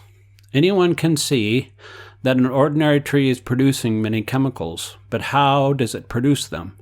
Since the scientists cannot answer this, they must accept that the living force has mystic power. I cannot even explain how my fingernail is growing out of my finger. It is beyond the power of my brain. In other words, my fingernail is growing by inconceivable potency, achintya shakti. So, if achintya shakti exists in an ordinary human being, imagine how much achintya shakti God possesses. The difference between God and me is that although I have the same potencies as God, I can produce only a small quantity of chemicals, whereas he can produce enormous quantities. I can produce a little water in the form of perspiration, but God can produce the seas. Analysis of one drop of seawater gives you the qualitative analysis of the sea without any mistake. Similarly, the ordinary living being is part and parcel of God, so by analyzing the living beings, we can begin to understand God. In God, there is great mystic potency. God's mystic potency is working swiftly, exactly like an electric machine. Some machines operate by electrical energy, and they are so nicely made that all the work is done simply by pushing a button. Similarly, God said, quote, "Let there be creation," end quote, and there was creation. Considered in this way, the workings of nature are not very difficult to understand. God has such wonderful potencies that the creation, under His order alone, immediately takes place. Brahmananda Swami. Sometimes scientists don't accept God or Achintya Shakti. Srila Prabhupada. That is their rascaldom. God exists, and His Achintya Shakti also exists. Where does a bird's power to fly come from? Both you and the bird are living entities, but the bird can fly because of its Achintya Shakti, but you cannot. To give another example, semen is produced from blood. A man has mystic power in his body, so that because he is sexually inclined, blood is transformed into semen. How is this done unless there is some mystic power involved? There are many mystic powers in the living entities. The cows eat grass and produce milk. Everyone knows this. But can you take some grass and produce milk? Can you? Therefore, there is mystic power within the cow.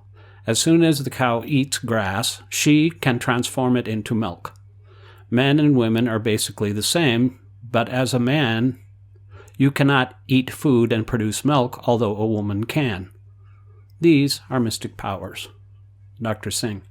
Scientists would say that there are different enzymes or chemicals inside different types of bodies, and that these account for the cows producing milk. Srila Prabhupada. Yes, but who produced those enzymes in that arrangement? This was done by mystic power.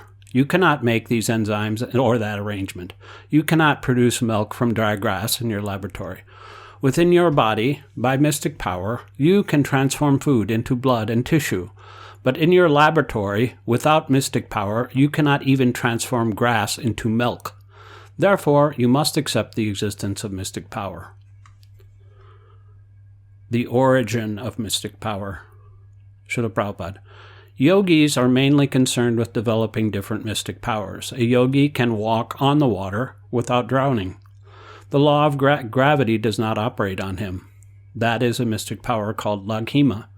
Laghima means that a person can become lighter than cotton and counteract the law of gravity. The yoga system simply develops the inconceivable potency already present in the practitioner. These boys are swimming, gestures to surf bathers, but I cannot swim. Yet, that swimming power is potential within me. I simply have to practice it. So, if mystic power is so potent in the human being, think how much more yogic power God has. Therefore, in the Vedas, he is called Yogeshwar, which means, quote, master of all mystic power, end quote. In the Bhagavad Gita 10.8, Krishna says, Aham sarvasya prabhava mata sarvam pravartate, quote, I am the source of all spiritual and material worlds. Everything emanates from me, end quote. Unless we accept this statement from God, there is no conclusive explanation to the origin of material nature. God cannot be understood without accepting the existence of mystic power, but if you understand God scientifically, then you will understand everything. Dr. Singh.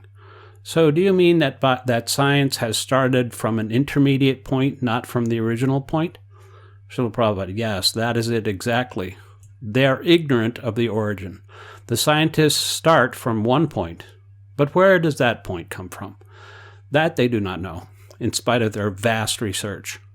One has to accept that the original source is God, who is full of mystic powers and from whom everything emanates. He himself says in Bhagavad Gita, Aham sarvasya prabhava mata sarvam pravartate. quote, I am the source of all spiritual and material worlds. Everything emanates from me, end quote. Our conclusions are not based on blind faith. They are most scientific. Matter comes from life. In life, in the origin, there are unlimited material resources. That is the great mystery of creation. If you drop a needle, it will fall immediately. But a bird weighing several pounds can float in the air.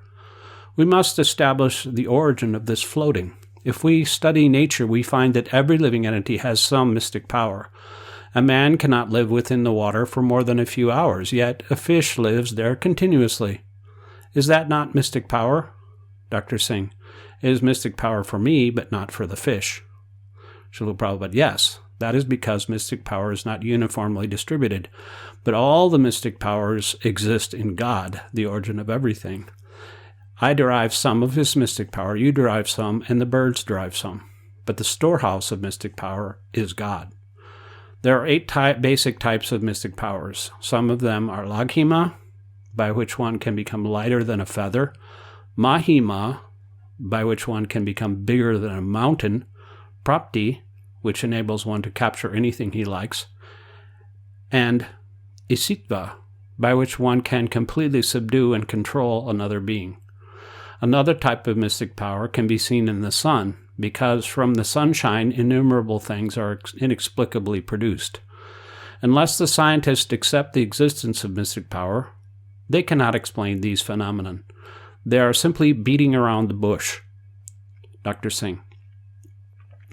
A clever scientist may say anything to prove his point without actually proving it. A real scientist must reach the ultimate original cause, the final analysis. Srila Prabhupada, yes. Unless he finds the ultimate source, he is not actually practicing science. Dr. Singh, does understanding mysticism mean knowing that every day our bodies are dying? Srila Prabhupada, yes. Dr. Singh, but the average man does not think he is dying. Srila Prabhupada, that is due to foolishness. Every moment he is dying, but he is thinking, quote, I shall live forever, end quote. Actually, death begins from the very moment of birth. Our analysis of the problem is that since people are dying, we should stop their death. But the so-called scientists are not only accelerating the process of death, but also refusing to take constructive advice to correct themselves.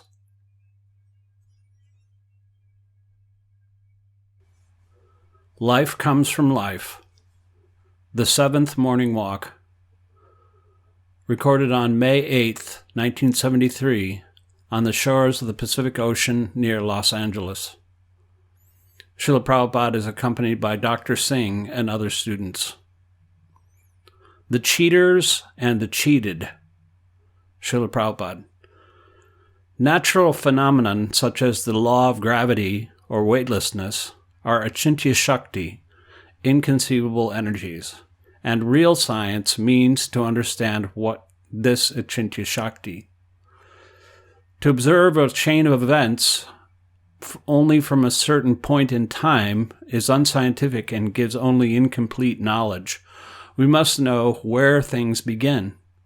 If we carry our investigation far enough, we will find that the origin of nature is achintya shakti. For example, with brain, brush, and color, we can paint a flower. But we cannot conceive how vegetation throughout the whole earth is automatically growing and fructifying. We can explain the painted flower, but we cannot explain the real flower. Scientists actually cannot explain biological growth. They simply juggle words like molecule and chromosome, but they cannot actually explain the phenomenon. The essential fault of the so-called scientists is that they have adopted the inductive process to arrive at their conclusions. For example, if a scientist wants to determine by the inductive process whether or not man is mortal, he must study every man to try to discover if some or one of them may be immortal. The scientists say, quote, I cannot accept the proposition that all men are mortal.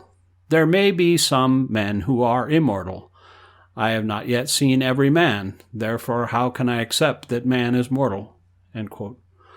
This is called the inductive process. And the deductive process means that your father, your teacher, or your guru says that man is mortal, and you accept it. Dr. Singh. So there is an ascending process for gaining knowledge and a descending process. Srila Prabhupada. Yes. The ascending process will never be successful because it relies on the information gathered through the senses, and the senses are imperfect. So we accept the descending process. God cannot be known by the inductive process. Therefore, he is called adhoksaja, which means, quote, unknowable by direct perception, end quote. The scientists say there is no God because they are trying to understand him by direct perception. But he is adhoksaja. Therefore, the scientists are ignorant of God because they are missing the method of knowing him. In order to understand the transcendental science, one must approach a bona fide spiritual master, hear from him submissively, and render service to him. Lord Krishna explains that in the Bhagavad Gita 4.34. Tadvidi paripatena pariprashnena sevya.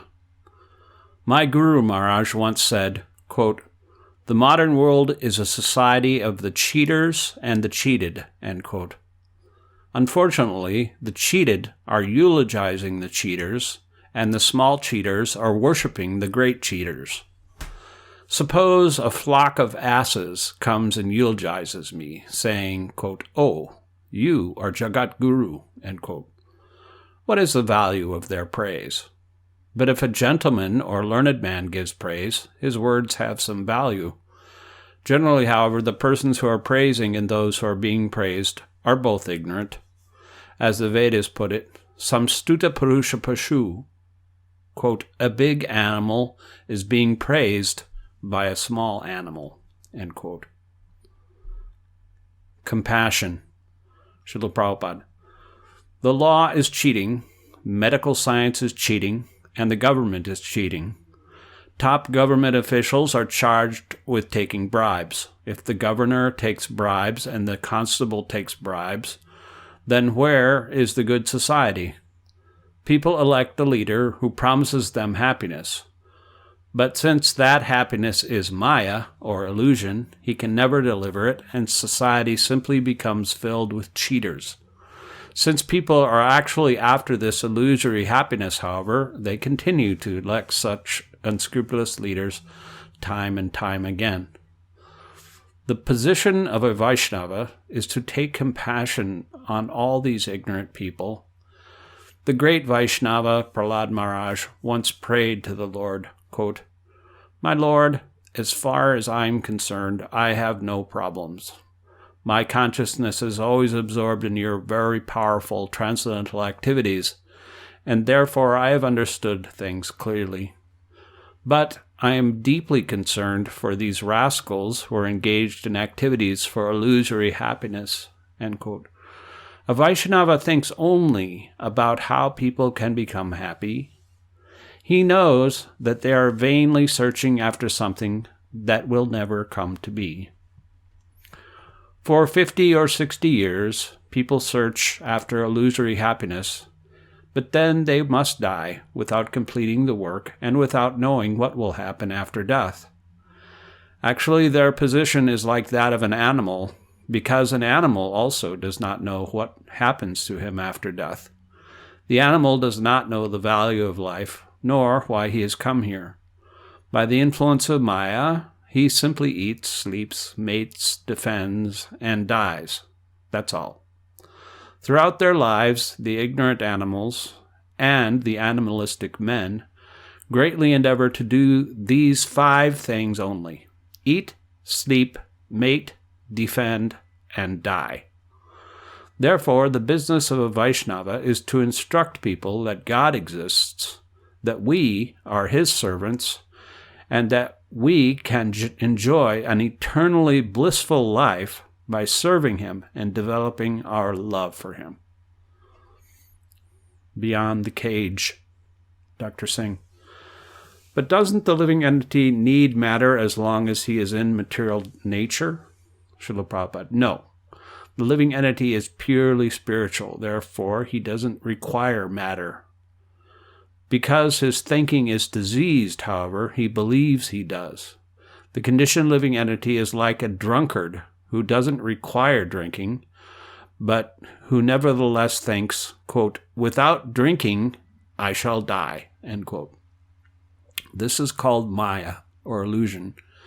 Is it true that if a drunkard doesn't get his drink, he will die? Dr. Singh. No, but if a man doesn't eat, he will die. Srila Prabhupada. That's also not a fact. Last night we were discussing Raghunath Das Goswami. In his later life, he almost completely abstained from eating and sleeping. He would drink only a little buttermilk every 3 or 4 days, and he worked 24 hours a day, sleeping 2 or 3. On some days he did not sleep at all. So you may ask, quote, how could he survive, end quote. Actually, he lived for 100 years. Eating, sleeping, mating, and defending were not problems for Raghunath Das Goswami, but still he lived. Because he was a pure devotee of Krishna, he was fully aware that the soul is eternal and independent, although it had been put into this bodily cage, which it actually does not require. Suppose a bird is encaged. Is he living simply because he is in the cage? Without the cage, he is free. People are thinking that being encaged within the body means they are happy. That is nonsense. Actually, our engagement within this body makes us fearful. But as soon as we purify our existence, we do not even have to come out of our bodies. We will immediately become abhay, fearless. Brahma bhuta prashanatma nasochati nakankshati samasarveshu bhuteshu magbhaktim labate param.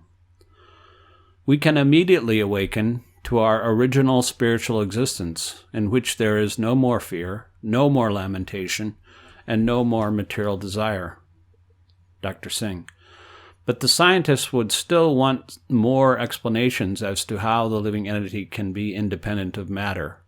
Srila Prabhupada. As long as you're conditioned, you are dependent on matter. For example, a man from Africa is conditioned because he cannot tolerate this cold weather. Therefore, he feels discomfort. But there are many people here, gesturing towards children playing on the beach, who are not affected by the cold.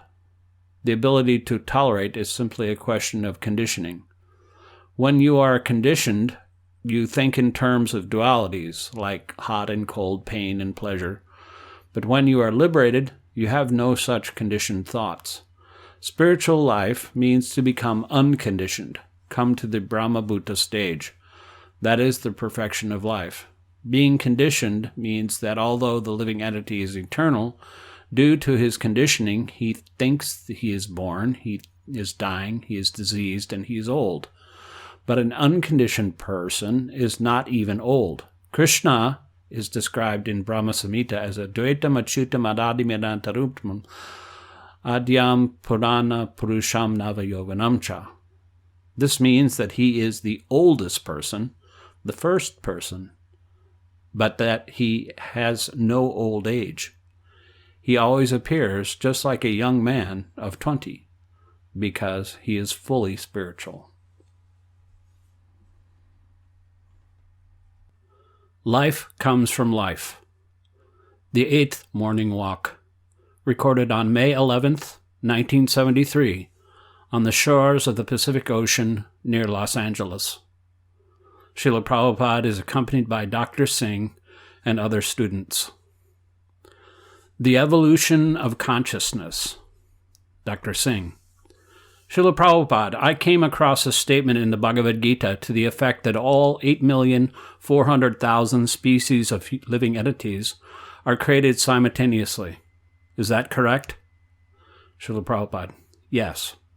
Dr. Singh. Does that mean that there are some living entities who come directly to the human species without undergoing the evolutionary process? Srila Prabhupada. Yes. Living beings move from one bodily form to another. The forms already exist. The living entity simply transfers himself, just as a man transfers himself from one apartment to the other. One apartment is first class, another is second class, and another is third class. Suppose a person comes from a lower class apartment to a first class apartment. The person is the same, but now, according to his capacity for payment, or karma, he is able to occupy a higher class apartment. Real evolution does not mean physical development, but development of consciousness. Do you follow? Dr. Singh: I think so. Do you mean that if one falls to one of the lower stages of life, he must evolve step by step to the higher stages? Srila Prabhupada: yes.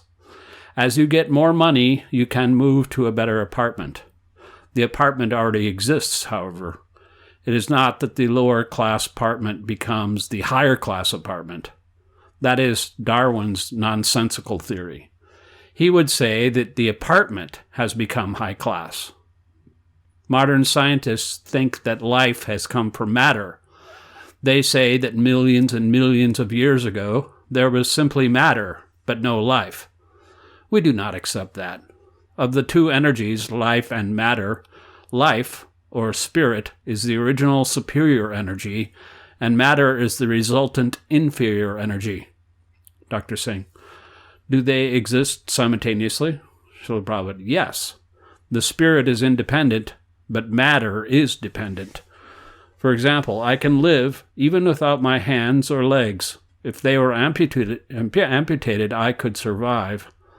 Therefore, I am not dependent on my hands and legs. My hands and legs are dependent on me, the spirit soul, within my body. Bodies for eternal desires. Dr. Singh: but do life and matter come simultaneously? Srila Prabhupada: no. They do not, quote, come, end quote, at all. They already exist. The, quote, coming, end quote, idea is in our minds, because we are living in this limited world where we see that there is a beginning to everything. Therefore, we think in terms of things, quote, coming, end quote. But actually, matter and spirit already exist. When I am born, I think my birth is the beginning of the world, but the world already exists. Another example is a fire. When you light a fire, do the heat and light begin later on?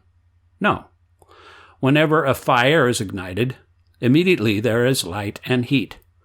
But suppose I think, quote, now there is a fire, but I'll have to wait for the light and heat to come on later, end quote. Isn't that foolishness? Dr. Singh: but fire is the source of the heat and light. Srila Prabhupada: yes, but still the heat and light exist simultaneously with the fire.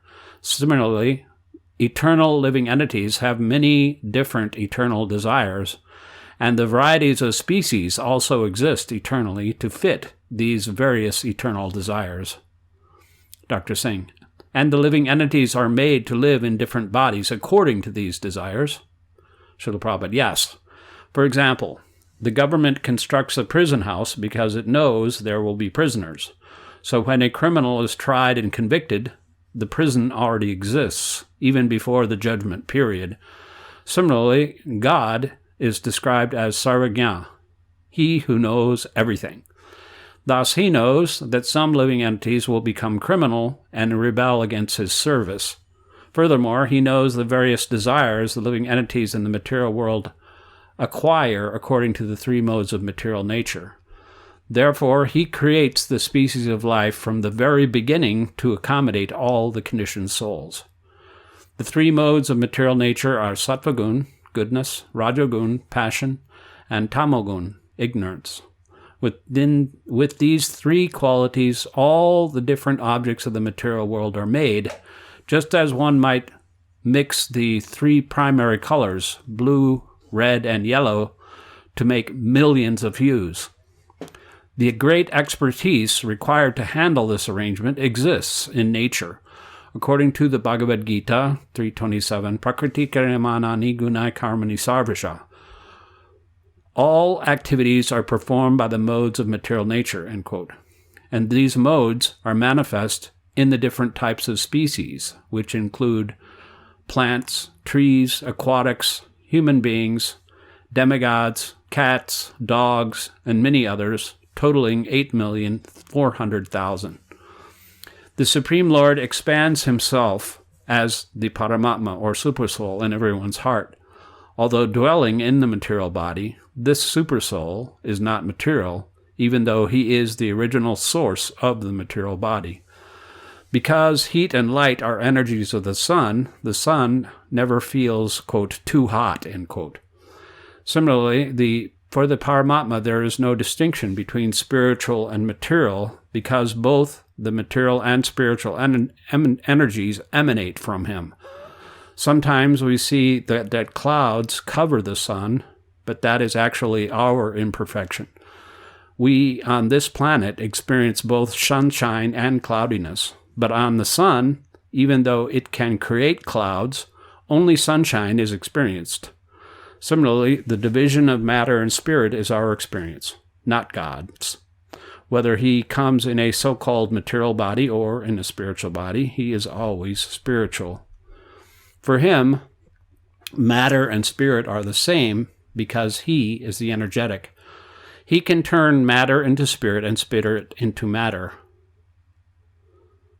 0 plus mystic power. Dr. Singh.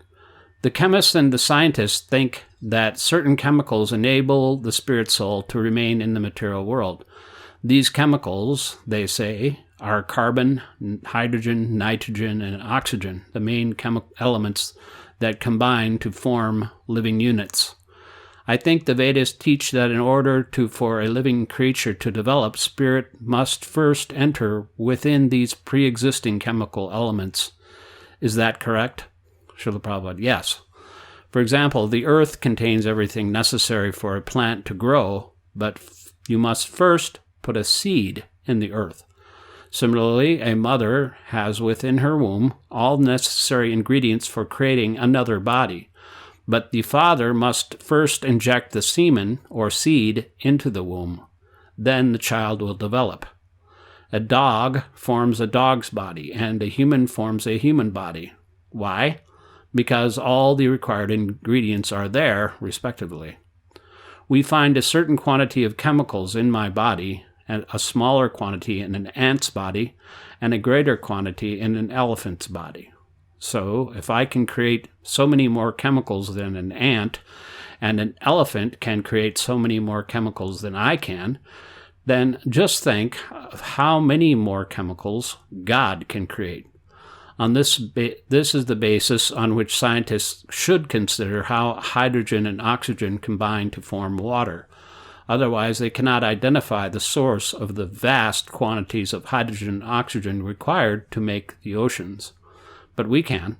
This hydrogen and oxygen exist in the Virat Rupa, the universal body of the Lord. Why do the scientists fail to understand this plain truth? Hydrogen and oxygen combine to form the water in the seas. We both accept this fact, but the scientists are surprised to hear that the origin of this huge quantity of hydrogen and oxygen is actually Achintya Shakti, or the inconceivable mystic power of the Lord. The definition of, quote, life, end quote. Dr. Singh. I have noticed a disagreement within the scientific community over the definition of living and non-living. Some say that if a being can't reproduce, it is alive. Therefore, they claim to have created life because certain large DNA molecules produced in the laboratory can replicate themselves. That is, they can produce other chains of molecules by their own power.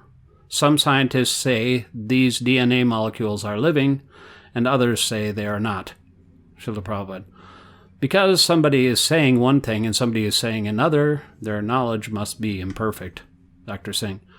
Can we define living as, quote, containing consciousness and non-living as, quote, without consciousness, end quote? Srila Prabhupada. Yes, that is the difference. As Krishna says in the Bhagavad Gita 2:17, Avinasi tum tad vedhi yena sarvam idam tatam, quote, that which is spread all over the body is indestructible, end quote. Anyone can understand that what is spread all over the living body, it is consciousness. According to our consciousness at the time of death, we are awarded a particular bodily shape. If you have a dog's consciousness, you will get a dog's body. And if you have a godly consciousness, you will get a demigod's body. Krishna gives everyone the freedom to take whatever body he wants. Yanti deva vrata devan, pritin yanti patrivrata, bhutani yanti bhuteja yanti mad yajinopimam. Quote, those who worship the demigods will take birth among the demigods. Those who worship ghosts and spirits will take birth among such beings. Those who worship the ancestors go to the ancestors, and those who worship me will live with me. End quote. Bhagavad Gita 9:25. Darwin condemned. Dr. Singh. If a human being doesn't attain liberation, does he have to pass through all 8,400,000 species of life before again coming to the human form? Srila Prabhupada. No, only in the lower forms of life does the living entity progress step by step, according to the laws of nature. In the human form of life, he is endowed with developed consciousness. He has discretion. Therefore, if he is advanced in consciousness, he's not going to get the body of a dog or cat. He will get another human body. Prapya punya kritam lokam usitva sasvati sama suchinam smritam gehe yoga brasto bhajayate. The word yoga brashta refers to someone practicing yoga who somehow or other could not fully succeed. There is no question of evolution here. He is again awarded a human body. He does not get a cat's body or a dog's body. As with the apartments we were discussing, if you can pay more, you get a nicer apartment. You do not have to come to the lower class apartment first. Dr. Singh. What you have said is completely contradicts Darwin's theory of evolution. Srila Prabhupada. Darwin is a rascal. What is his theory? We kick out Darwin's philosophy. The more we kick out Darwin's philosophy, the more we advance in spiritual consciousness. Dr. Singh. Many scientists doubt Darwin's theories, but Darwin's supporters say that life started from matter and evolved from unicellular organisms to multicellular organisms. They believe that higher species like animals and men did not exist at the beginning of creation. Srila Prabhupada.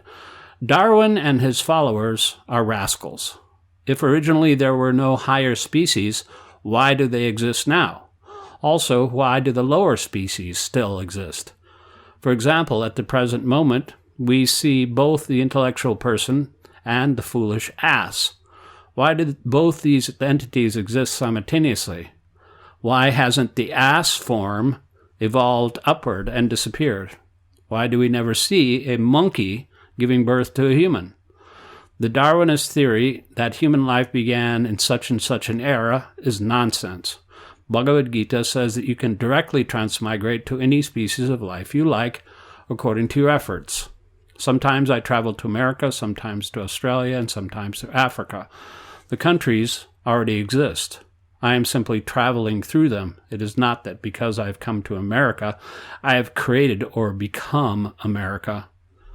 And there are many countries that I have not yet seen. Does that mean that they do not exist? The scientists who support Darwin are nonsensical. Bhagavad Gita clearly says that all the species exist simultaneously and that you can go to whichever species you like. You can even go up to the kingdom of God if you so desire. All this is declared in Bhagavad Gita by Lord Krishna. Life Comes from Life, the 9th Morning Walk, recorded on May 13, 1973, in Cheboy Hills Park, Los Angeles. Srila Prabhupada is accompanied by Dr. Singh, Karandar Das Adhikari, and other students. Evolution from human to dog. Srila Prabhupada. The so-called scientists are putting their faith in a fraudulent theory. Krishna says, Aham sarvasya prabhava, quote, I am the origin of everything, end quote. Bhagavad Gita 10:8. Krishna is life. Krishna is not a dead stone. Dr. Singh. So matter is caused by life? Srila Prabhupada.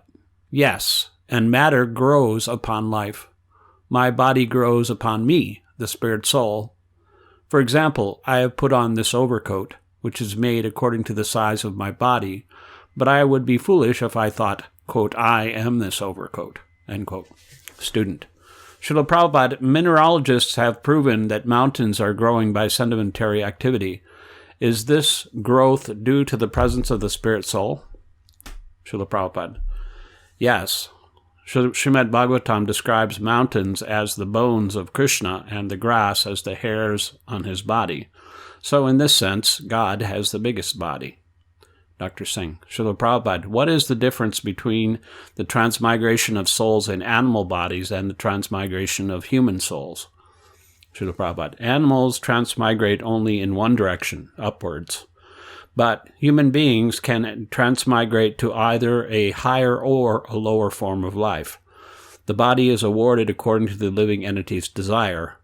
The lower animals have one kind of desire, but the human being has thousands and millions of desires, animal desires as well as human desires.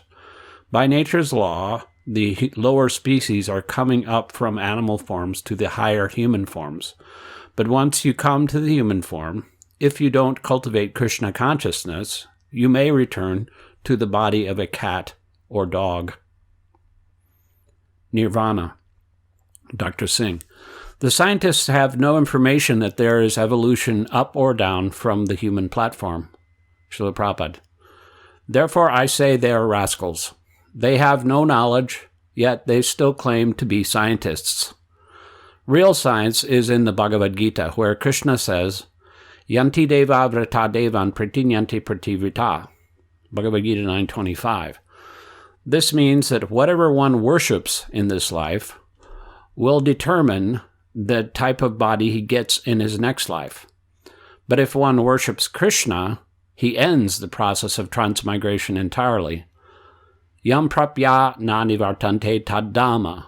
Quote, when one goes to that supreme abode of mine, he never returns to this material world of birth and death, end quote. Bhagavad Gita 8:21. Promotion to the spiritual world, samsiddhim paramam, is the ultimate perfection of human life. Read Bhagavad Gita, everything is there. But the scientists have no idea of this perfection. They do not even believe in the existence of the living entity apart from the gross body. Dr. Singh. They do not speak of the living entity, they speak only of bodies. Student. Their conception is something akin to Buddhism. The Buddhists say that the body is like a house. Just as a house is put together with wood, the body is put together with chemicals. And when the body dies, it is just like a house that falls apart. Just as the house becomes simply pieces of wood, and then there is no more house, so the body becomes simply chemicals, and there is no more body and no more life. Srila Prabhupada. That state is called nirvana. And then, with the ingredients, you can build another house or another body. That is Buddhism. The Buddhists do not have any information regarding the soul. Destiny and karma. Students. Some scientists argue that there are several souls within each body. They use the earthworm as an example. If you cut it in half, both parts will live. They say this proves that two souls occupy the original worm's body. Srila Prabhupada. No, it is simply that a new soul has come to occupy the other half of the worm's body. Dr. Singh. Must the spirit soul necessarily have a body, either material or spiritual? Srila Prabhupada. The soul already has a spiritual body, which the material body covers. My material body grows upon me, my spiritual body, but my material body is unnatural. The real body is spiritual. I am accepting various bodies that are unnatural to my constitution. My real constitutional position is to be the servant of Krishna, As long as I do not come to that position, I remain a servant of matter and get many material bodies according to the laws of material energy. I get one body and then give it up. I desire something else and again get another body. This process is going on under the strict laws of material nature. People think they completely control their destinies, but they are always under nature's law of karma. Prakriti kriyamana ni gunai karmani sarvasha ahankara vimudatma kartaham iti manyate. The bewildered spirit soul, under the direct influence of the three modes of material nature, thinks himself the doer of activities that are in actuality carried out by nature. End quote. Bhagavad Gita 3:27. The source of this bewilderment is that the living entity thinks, quote, I am this body, end quote. Ishvara sarvabhutanam hridesharjuna tistati brahmanyam sarvabhutani yantra rudrani mayaya. In this verse, the word yantra, or, quote, machine, end quote, means that in any species of life we are traveling in bodies that are like machines provided by material nature. Sometimes we are moving to higher species, sometimes to lower species. But if, by the mercy of the spiritual master and Krishna, one gets the seed of devotional service and cultivates it, he can become free from the cycle of birth and death. Then his life is successful. Otherwise, he has to travel up and down to different species of life, becoming sometimes a blade of grass, sometimes a lion, and so forth. Advertising ignorance as knowledge. Student. So it is our desire to enjoy that causes us to take on these material bodies, and our desire to achieve Krishna that brings us to our natural position? Srila Prabhupada, yes, Dr. Singh. But there seems to be a constant struggle with our lower nature. We are constantly fighting with our desires for sense gratification, although we want to serve Krishna. Does this continue? Student. The body is almost like a dictator from within. Srila Prabhupada. Yes, that means you are strongly under the control of material energy, or Maya. Dr. Singh. Even though we also desire to serve Krishna? Srila Prabhupada. Yes. A thief may know that if he steals, he will be arrested and put into jail. He may have seen others, being arrested, yet he steals. Even though he's aware that he is under the authority of the state, he still acts according to his desires. This is called tamas, or ignorance. Therefore, knowledge is the beginning of spiritual life. In Bhagavad Gita, Krishna gives Arjuna knowledge. He teaches, quote, you are not this body, end quote. This is the beginning of knowledge. But where is the university that teaches this knowledge? Dr. Singh, can you tell me where that university is that teaches this knowledge? Dr. Singh, there is none. Srila Prabhupada. That is the position of education. There is no knowledge. They simply advertise ignorance as knowledge. Dr. Singh. But if the scientists knew that they were not their bodies, their whole outlook would change. Srila Prabhupada. Yes, we want that. Student. But they don't want to admit their failure. Srila Prabhupada. That is their further foolishness. If you are a fool and pose yourself as intelligent, that is further foolishness. Then you cannot make progress. And if you remain in ignorance and advertise yourself as a man of knowledge, you are a great cheater. You are cheating yourself and cheating others. People are so mad after the material advancement of civilization that they have become exactly like cats and dogs. For instance, they have set up an immigration department, and as soon as you enter a country, these dogs go, quote, woof, woof, woof. Why have you come? What is your business? End quote. This is a watchdog's activity. A first-class gentleman is being searched for a revolver. People cannot be trusted, and now there are so many educated rogues and thieves. So what is the meaning of advancement? Can we say that education means advancement? Is this civilization? Fighting ignorance with arguments and knowledge. Student. Some people say that one reason for the Vietnam War was that the communists were atheists. It was a dispute between the theists and the atheists. At least that is one excuse given for the war. Srila Prabhupada, we are also prepared to kill the atheists, but that killing is by preaching. If I kill your ignorance, that can also be called killing, but killing doesn't necessarily mean that everyone has to take the sword. Dr. Singh, a new method of warfare? Srila Prabhupada, no. Fighting ignorance with arguments and knowledge has always existed. The bodily conception of life is animal life. The animal does not know about matter and spirit, and one who is under the bodily conception of life is no better than an animal. When an animal, quote, talks, end quote, the intelligent man laughs. Such, quote, talk, end quote, is nonsense. The animal is not talking knowledge. Student, at least the animals live by certain codes. They do not kill unnecessarily, and they only eat when necessary, whereas humans kill unnecessarily and eat unnecessarily. So in one sense, humans are lower than animals. Srila Prabhupada, therefore we must suffer more than animals. Krishna Consciousness is not a bogus sentimental religious movement. It is a scientific movement designed to alleviate human suffering. Dr. Singh, scientists and other people say that everything in the universe is happening by chance. Srila Prabhupada, so are they also writing books on the subject by chance? Karandar, the books are also written by chance, they say. Srila Prabhupada, so what is their credit? By chance, anything can be written.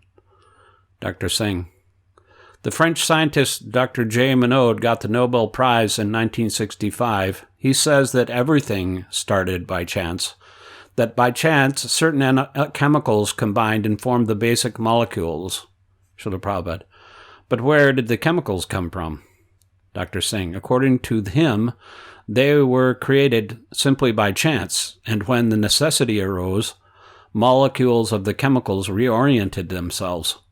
Srila Prabhupada, if everything was happening by chance, how can there be necessity? How can he speak of chance and necessity in the same breath? It is nonsense. If everything is directed by chance, why do people send their children to school? Why not let them grow up by chance? Suppose I break a law. If I say, quote, well, it just happened by chance, end quote, will I be excused? Dr. Singh, so is crime caused by ignorance? Srila Prabhupada, yes, that is the cause, my ignorance. Student, it would certainly be stupid to say that a beautiful instrument like a violin is made by chance. Srila Prabhupada, yes, it is most regrettable that such a rascal can get recognition. He is talking foolishness and getting recognition.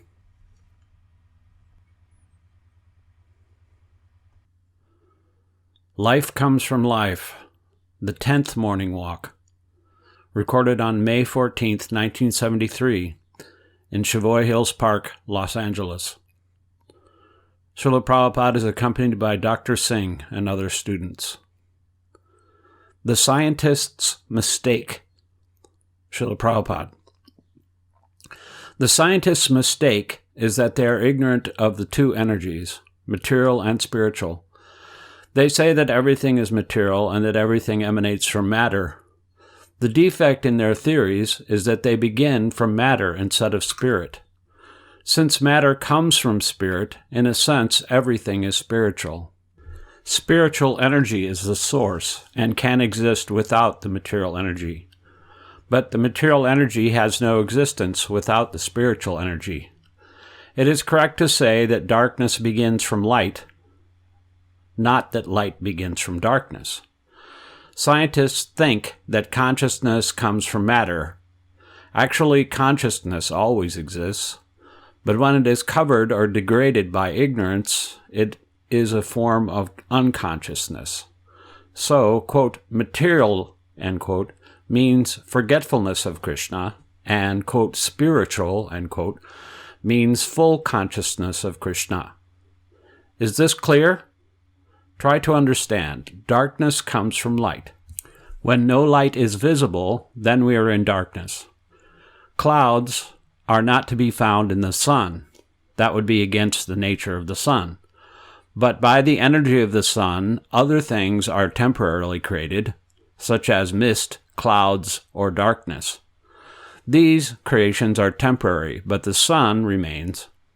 Similarly, material nature is temporary, but spiritual nature is permanent. Krishna consciousness means getting out of this temporary nature and attaining a permanent spiritual nature. No one actually wants this temporary nature. No one likes this cloudy atmosphere. Dr. Singh, is this cloudy consciousness created from spiritual energy? Srila Prabhupada, yes. Dr. Singh, and matter is also created from the superior energy.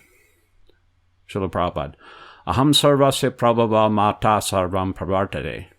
Krishna says, quote, I am the source of all spiritual and material worlds. Everything emanates from me, end quote. Bhagavad Gita 8:10. Krishna is the creator of everything, bad or good. Actually, quote, bad and good, end quote, is a material creation. Krishna's creation is good. God is good. What you think is bad is good for God. Therefore, we cannot understand Krishna. He is doing something that in our consideration may be bad, but for him, there is no such thing as good or bad. For example, Krishna married 16,000 wives. Some people may criticize, quote, he is so mad after women, end quote. But they do not see the whole picture. Krishna's power is so great that he expanded himself into 16,000 different husbands. Quote, everything is one, end quote, is nonsense. Dr. Singh, you say this mist of material nature is temporary, but why should we bother to disentangle ourselves from something transitory? Srila Prabhupada, why do you put coverings on your body? You may walk naked. The weather will clear in a few hours. Why do you cover yourself? Dr. Singh, the danger is now. Srila Prabhupada, whenever it may be, why do you take this step of covering your body? Dr. Singh, to avoid discomfort. Srila Prabhupada, yes, otherwise you would be uncomfortable. Not to bother to dress is the Mayavad theory. Quote, everything will come automatically, so why bother? Everything is one, end quote. That is a nonsensical theory. The Mayavad philosophy is that God is one and that everything and every living being is equal to God. We have no quarrel with the chemists if they begin from life, but unfortunately they say that everything begins from darkness, dead matter. That is why we object. We say, quote, begin from life, end quote, and they say, quote, no, begin from darkness, matter, end quote. The reason they are in darkness is simple. If one goes from darkness to light, he thinks that darkness is the beginning. Suppose you have been in darkness all your life, and suddenly you come out into the light. You will think, quote, light has come from darkness, end quote. Actually, darkness occurs when light becomes dim. Darkness does not produce light. Dr. Singh, then darkness is dependent on light. Srila Prabhupada, yes. In other words, within the light there is no darkness. When the light is dim, then we experience darkness. Similarly, when our spiritual consciousness or Krishna consciousness is dim, our consciousness is material. In the morning we awaken, and at the end of the day we become tired and go to sleep. When life is somehow or other interrupted, we sleep. We sleep at night, and when we get up in the morning, we understand that our wakefulness, or, quote, life, end quote, has not come into existence from the sleepy condition. I was alive even while I slept, and on awakening I am still alive. This should be clearly understood. A baby comes from the womb of his mother. He thinks that his life has begun from the day he comes out of the womb, but that is not a fact. Actually, he is eternal. He constructed his material body within the womb of his mother while he was unconscious, and as soon as his bodily features were sufficiently developed, he came out of the womb and came again to consciousness. Dr. Singh. And he again falls asleep at death, Srila Prabhupada. Yes, that is described in Bhagavad Gita 8:19. Bhuta grama sa eva yam, bhutva pariyate, rati agame vasa parta prabhavati ahar angame. Quote, again and again the day comes, and this host of beings is alive, and again night falls, O Partha, and they are helplessly dissolved. End quote. We are not these bodies, Srila Prabhupada. Do you see this flower? It has come back to consciousness, and soon it will dry up and die. This is material life. But spiritual life means to flower only, no dissolution. That is the difference between matter and spirit. I have achieved this body according to my consciousness in my last life, and I will receive my next body according to my consciousness in this life. This is also confirmed in Bhagavad Gita 8:6.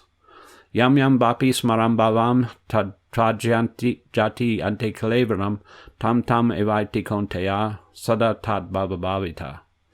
Quote, for whatever state of being one remembers when he quits his body, that state he will attain without fail. End quote. Dr. Singh. Srila Prabhupada, if our next body is always achieved by our consciousness in this life, how is it that I cannot remember my previous life? Srila Prabhupada. Do you remember everything you did last year, or even yesterday? Dr. Singh. No, I don't. Srila Prabhupada. That is your nature. You forget. Dr. Singh. Some things, Srila Prabhupada, and somebody forgets more than others, but we all forget. Dr. Singh. Is that a principle of material nature? Srila Prabhupada. Yes. It is something like stealing. Somebody is a pickpocket and somebody is a bank robber, but both of them are stealing. Dr. Singh. When we dream, are we being carried away by the subtle elements? Srila Prabhupada. You are being carried away by nature. Krishna says in Bhagavad Gita 3:27, Prakriti kriyamanani guna karmani sarvasha ahankara bimudatma kartahamiti manyate. Quote, the bewildered spirit soul, under the influence of the three modes of material nature, thinks himself to be the doer of activities. They're in actuality carried out by nature. End quote. We forget our real identity because we are under the grip of material nature. The first lesson in spiritual life is that we are not these bodies. We are eternal spirit souls. Once you were a child. Now you are a grown man. Where is your childhood body? That body does not exist, but you still exist because you are eternal. The circumstantial body has changed, but you have not changed. This is the proof of your eternality. You remember that you did certain things yesterday and certain things today, but you forget other things. Your body of yesterday is not today's body. Do you admit it or not? You cannot say that today is the 13th of May, 1973. You cannot say that today is yesterday. The 13th was yesterday. The day has changed, but you remember yesterday, and that remembrance is evidence of your eternality. The body has changed, but you remember it. Therefore, you are eternal, although the body is temporary. This proof is very simple. Even a child can understand it. Is it difficult to understand? Changing bodies. Dr. Singh. People want more proof. Srila Prabhupada. What more is required? The eternality of the soul is a simple fact. I am an eternal soul. My body is changing, but I am not changing. For example, I am now an old man. Sometimes I think, quote, oh, I used to jump and play, but now I cannot jump because my body has changed, end quote. I want to jump, but I cannot do it. That jumping propensity is eternal, but because of my old body, I cannot do it. Dr. Singh, opponents will say that according to their observation, the nature of consciousness is that it lasts for only one body. Srila Prabhupada, that is foolishness. In Bhagavad Gita 2.13, Krishna explains, Dehinosman yata dehe kumaramyobanam jara tata dehantara praptidirasthatara muyati. Quote, as the embodied soul continually passes in this body from boyhood to youth to old age, the soul similarly passes into another body at death. The self-realized soul is not bewildered by such a change. End quote. Just as this body is always changing, as I can see in my daily experience, there is a similar change at the time of death. Dr. Singh, but according to the scientists, they cannot actually observe this last change. Srila Prabhupada. Their eyes are so imperfect that they cannot observe many, many things. Their ignorance does not make the Bhagavad Gita unscientific. Why don't the scientists admit the imperfection of their senses? They must first admit the imperfection of their senses. Their seeing power does not determine what is and what is not science. Dogs cannot understand the laws of nature. Does that mean that the laws of nature don't exist? Dr. Singh, well, the scientists admit that argument, but they say the way to become perfect is through objective information and experience. Srila Prabhupada, no, that is not the way to become perfect. No one can become perfect through imperfect thinking, and our thinking must be imperfect because our senses and minds are imperfect. Dr. Singh, Srila Prabhupada, another question can be raised. Is it not possible that the soul may accept 3, 4, or 5 bodies and then die? Srila Prabhupada, you are accepting millions of bodies. I say your body of yesterday is not your body of today. So if you live for 100 years, how many times have you changed your bodies? Just calculate. Dr. Singh, 13. Srila Prabhupada, why 13? Dr. Singh, medical science says that all the bodily cells are replaced every 7 years. Srila Prabhupada, no, not every 7 years, every second. Every second, the blood corpuscles are changing, is it not so? Dr. Singh, yes. Srila Prabhupada, as soon as the blood corpuscles change, you change your body. Dr. Singh, in scientific terminology, can the eternality of the soul be compared to conservation of energy? Srila Prabhupada, there is no question of the conservation of energy because energy always is existing. Dr. Singh, but according to scientific terminology, the law of conservation of energy is that energy cannot be created or destroyed, which means, I think, that is eternal. Srila Prabhupada, oh yes, that we admit. Krishna is eternal, and therefore all his energies are eternal. Dr. Singh, is that why the living entity is also eternal? Srila Prabhupada, yes. If the sun is eternal, its energies, heat and light, are also eternal. Dr. Singh, does it follow from this then that life cannot be created or destroyed? Dr. Singh, yes, life is eternal. It is not created or destroyed. It is only temporarily covered. I am eternal, but last night I was covered by sleep. So I think in terms of yesterday and today. This is the condition of the material world. Everything is spiritual. Dr. Singh, is material consciousness the absence of Krishna consciousness? Srila Prabhupada, yes. Dr. Singh, and when there is Krishna consciousness, where is material nature? Srila Prabhupada, if you continue in Krishna consciousness, you will see that nothing is material. When you offer a flower to Krishna, it is not material. Krishna will not accept anything material.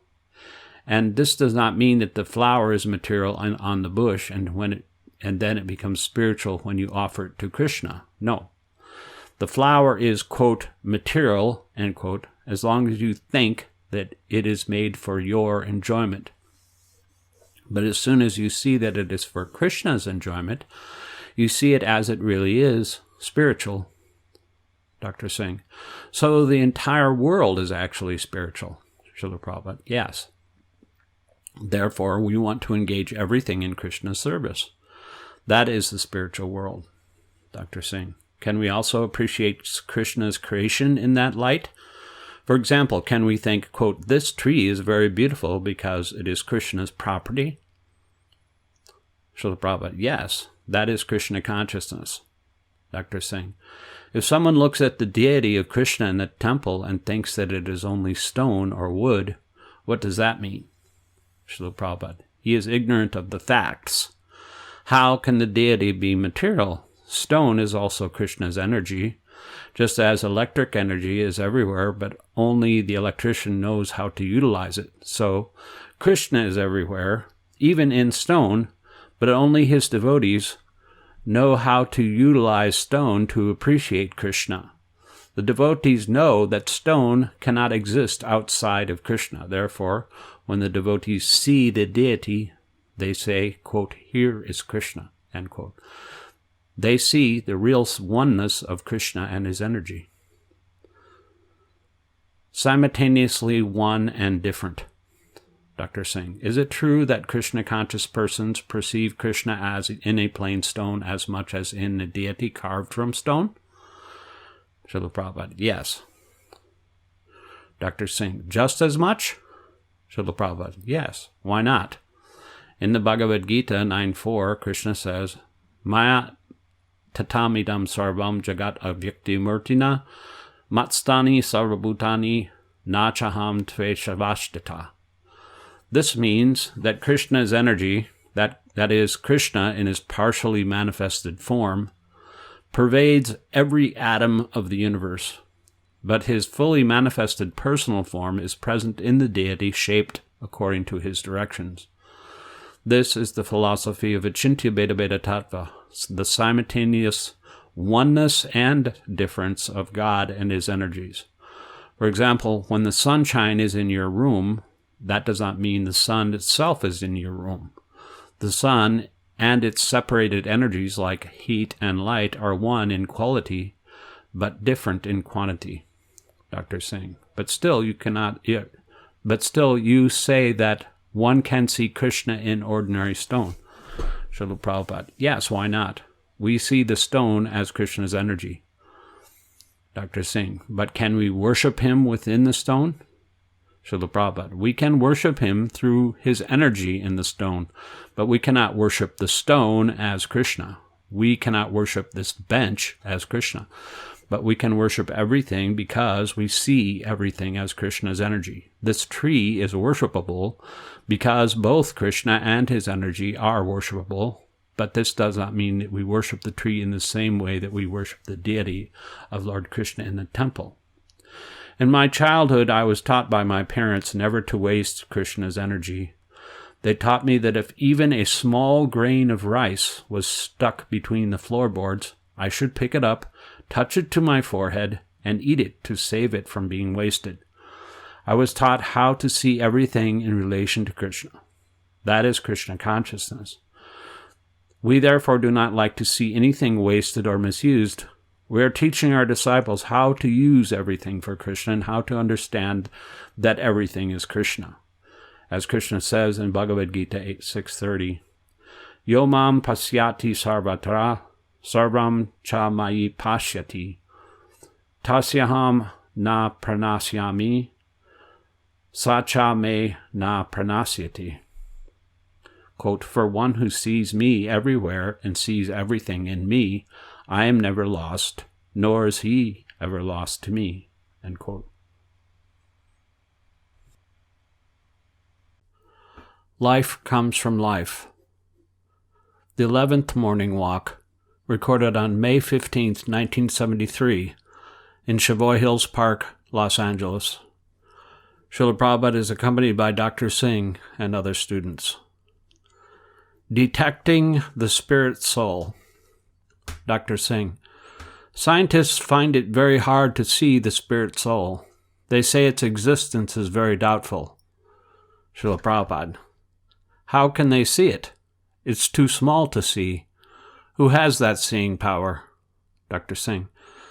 Still, they want to sense it by some means. Srila Prabhupada, if you inject someone with just 1/100th of a grain of a very venomous poison, he dies immediately. No one sees the poison or how it acts, but it acts nevertheless. So why don't the scientists see the soul by its actions? In such cases, we have to see by the effect. The Vedas say that because of the minute particle called the soul, the whole body is working nicely. If I pinch myself, I immediately feel it because I'm conscious throughout the whole of my skin. But as soon as the soul is out of my body, which is the case when my body dies, you can take the same skin and cut and chop it, and nobody will protest. Why is this simple thing so hard to understand? Is this not detecting spirit? Dr. Singh, we may detect the soul in this way, but what about God? Srila Prabhupada, first let us understand the soul. The soul is a sample of God. If you can understand the sample, then you can understand the whole. Modern science, help or harm? Dr. Singh, scientists are in the process of trying to create life. Srila Prabhupada, quote, process of trying to, end quote. That we kick out. That we do not accept.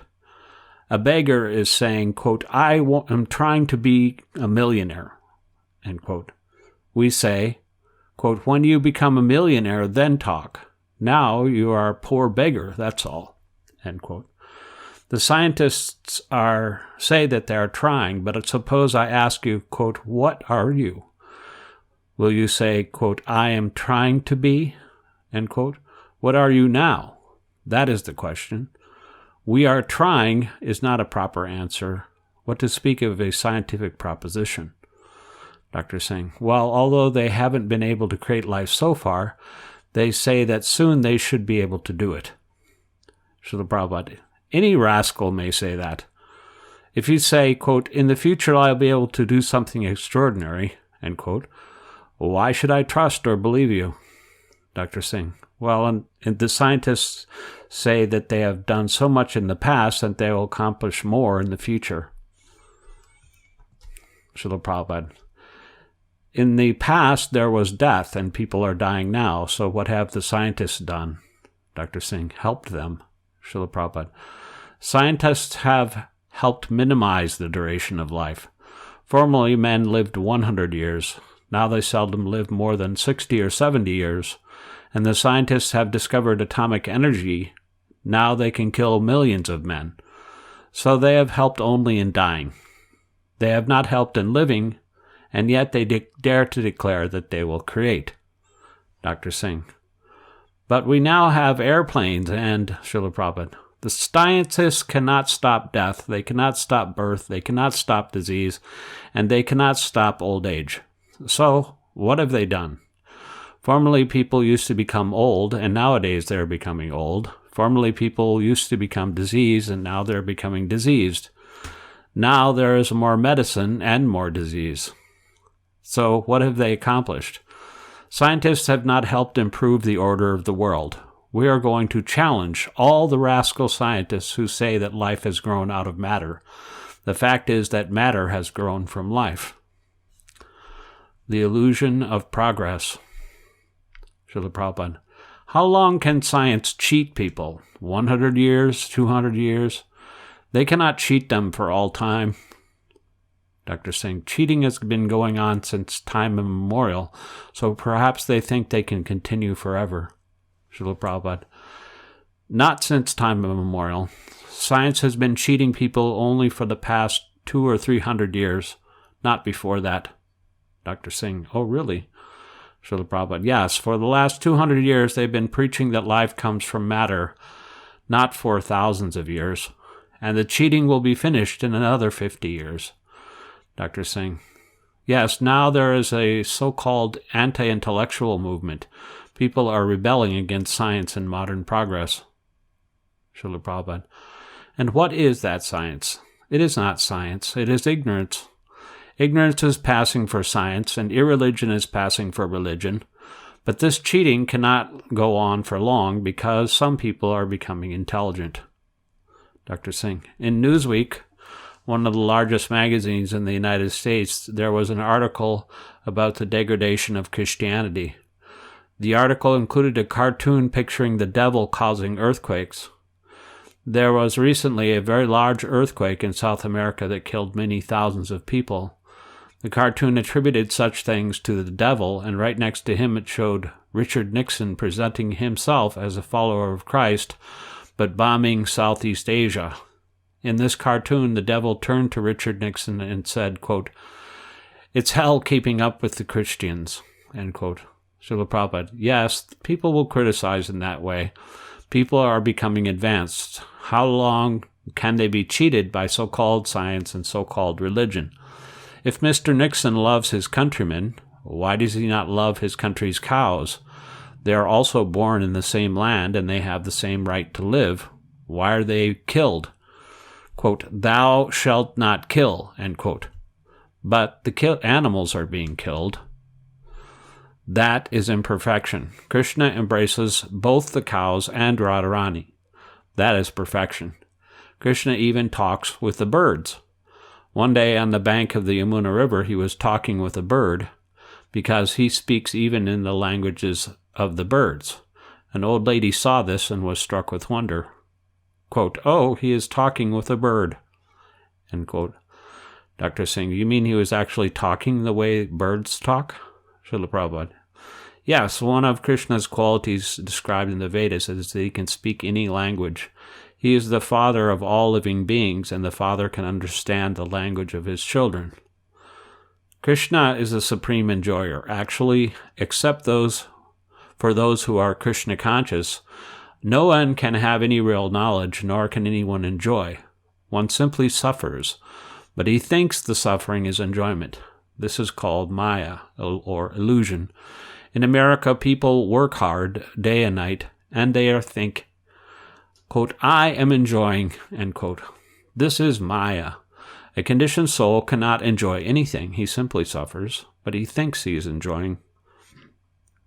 Therefore, in Srimad Bhagavatam, the conditioned soul is likened to the camel. The camel is very fond of eating thorny twigs that cut his tongue. While he is eating them, blood issues from the tongue and mixes with the thorny twigs. They become a little tasty, and he's thinking, quote, "Oh, these twigs are very nice," end quote. That is called Maya. Maya means, quote, "that which is not," end quote. Ma means not, and ya means this. So Maya means not this. That is the explanation of Maya, or illusion. The scientists are in Maya because they think things are improving and they're becoming happy. But in this world, along with everything in it, everything will eventually be finished because it is Maya. It is not what we think it is. As Srimad Bhagavatam explains, the materialists are thinking they're becoming victorious, but they are actually being defeated.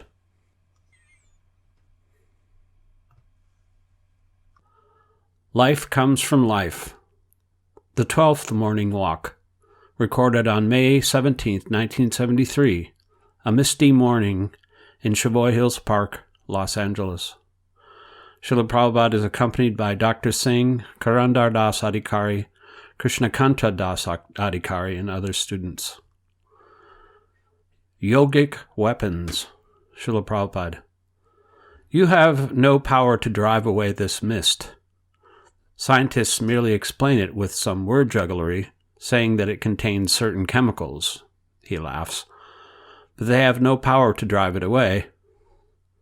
Dr. Singh, they do have an explanation as to how the mist is formed. Srila Prabhupada. That they may have, and I may have that also, but that is not a very good credit. If you really know how it is formed, then you should be able to counteract it. Dr. Singh. We know how it is formed. Srila Prabhupada. Then discover how to counteract it. Formerly, in Vedic warfare, the atomic Brahmastra was used. And to counteract it, the opposing army would have to use a weapon that would transform it into water. But where is such science today? Dr. Singh, mist is something like milk. Milk looks white, but actually it is a colloidal suspension of certain protein molecules. Similarly, fog is a colloidal suspension of water. Srila Prabhupada.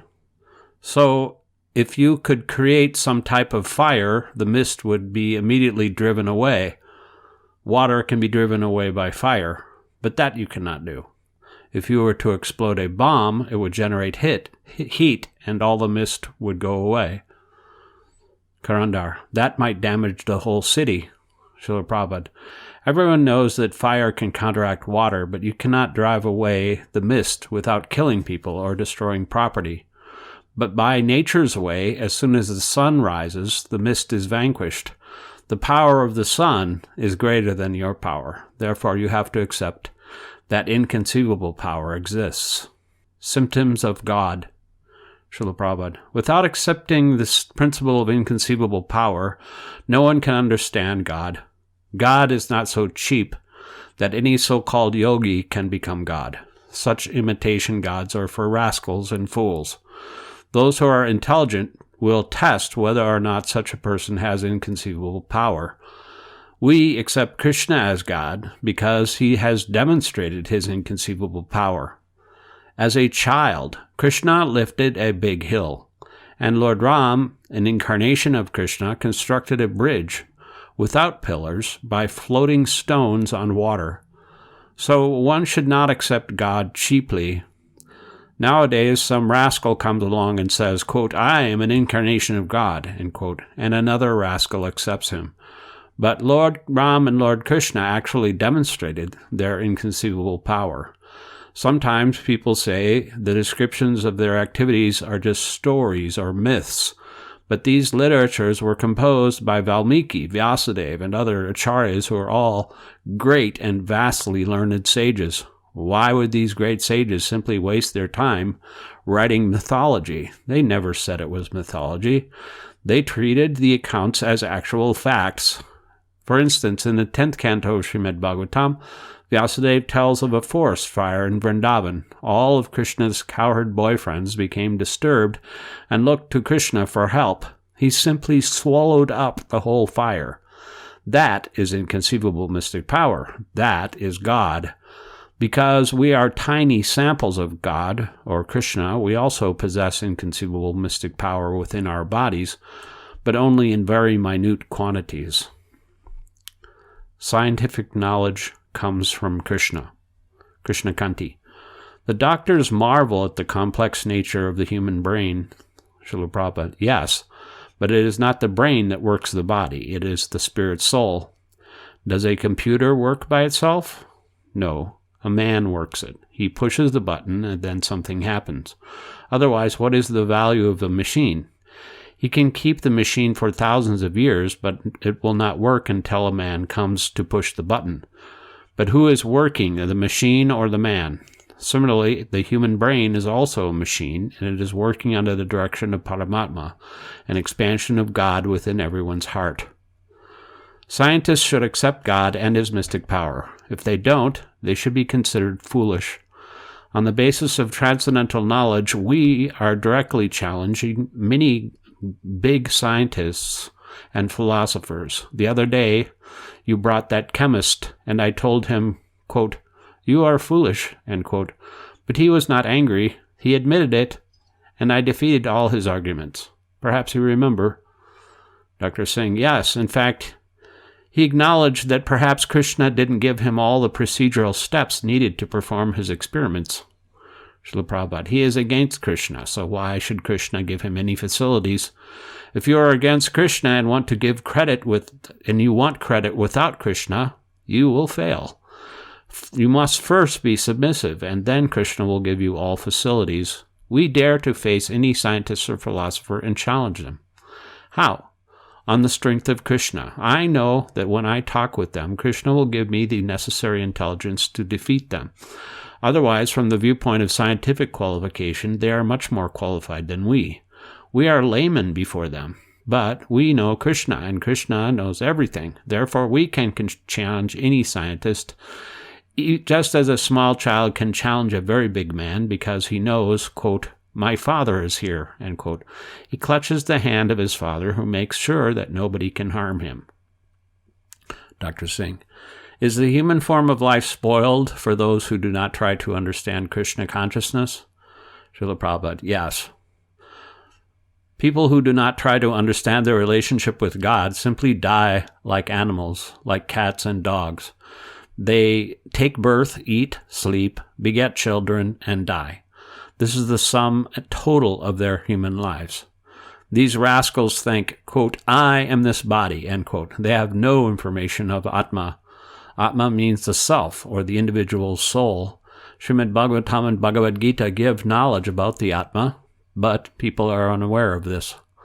People are unaware of the knowledge given to human society in the Vedic culture. For example, the Vedas inform us that cow dung is pure. Here in America, especially, people bring their dogs onto the street to pass stool. Of course, dog stool is very impure. Germs thrive in it, but people are such rascals that they do not consider this. Instead, they distribute dog stool everywhere. But there's no cow dung to be seen, even though the Vedas say that cow dung is pure. Here is a sign. Littering is illegal, end quote, but dog stool is allowed. To see how foolish people are. It is illegal to drop a paper on the grass, but your dog is allowed to pass stool. The government authorities will not allow you to bring even one mango from another country, but they will allow your dog to distribute its stool everywhere, although the stool is full of infectious germs. The space program, a childish waste of time and money. Dr. Singh, when the astronauts returned from the moon to the surface of the Earth, the scientists in the space program were very careful. They thought the astronauts might have brought some new germs as yet unknown, so they put the astronauts in quarantine for several days to make sure that, Srila Prabhupada, first of all, find out whether they have gone to the moon. I'm not so sure. 16 years ago, when I wrote Easy Journey to Other Planets, I remarked that scientists were childish in their attempts to explore outer space and would never be successful. Many years later, when I visited San Francisco, a press reporter asked me, quote, what is your opinion about the moon expedition, end quote. I told him, quote, it is simply a waste of time and money. That's all, end quote. Krishna Kanti. The space program recently had another failure, Srila Prabhupada. That is always happening. What is it? Krishna Kanti. They sent up a space vehicle to orbit the Earth and act as a sort of space outpost, but it failed. It cost $2 billion, Srila Prabhupada. Why are they wasting time and money in that way? Krishna Kanti. They were criticized in the newspapers, Srila Prabhupada. They are simply childish fools. What have they gained in the last how many years? For how many years have they been trying to go to the moon with their Sputnik? Srila Prabhupada. But they are trying for many years before that. So let us say that for 25 years they have been trying. They have not gained anything except dust, but still they are trying. How obstinate. The space program will never be successful. Dr. Singh. They say that in the future they want to go to the subsurface of Mars. Srila Prabhupada. They are all becoming, quote, big men, end quote, with their statements about the future. Dr. Singh. They will say it will happen in about 10 years. Srila Prabhupada. So what if they say 1 year? They say 1 year or 10 years, but we do not accept such propositions. We want to see what they are doing now. Dr. Singh. They are developing their technology using small-scale models. Srila Prabhupada. They are simply childish. In my childhood, I used to watch the tram cars along the rail. Once I thought, quote, I shall take a stick and touch it to the wire, and I shall also go along the rails, end quote. The scientists, with all their plans, are just as childish. They spend so much time and money, but what is their purpose? Their effort is hopeless because they do not actually know the purpose of life. The scientists are spending large sums of money, and politicians are financing them, but the result is zero. They're like a doctor who doesn't understand a particular disease, but who still says to his patient, quote, "All right, first try this pill, and if that doesn't work, then try this pill," end quote. The doctor will never admit that he doesn't know the remedy for the disease.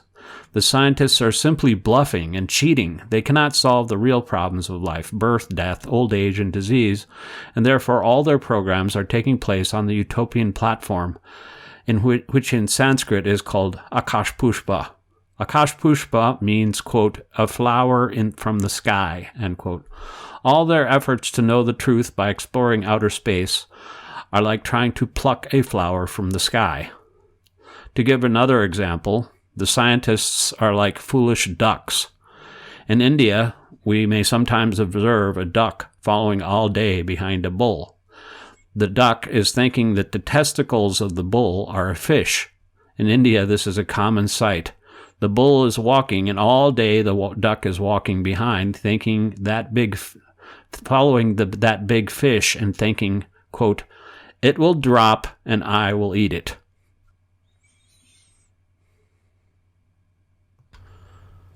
Life Comes from Life, the 13th Morning Walk, recorded on December 2nd, 1973, on the shores of the Pacific Ocean near Los Angeles.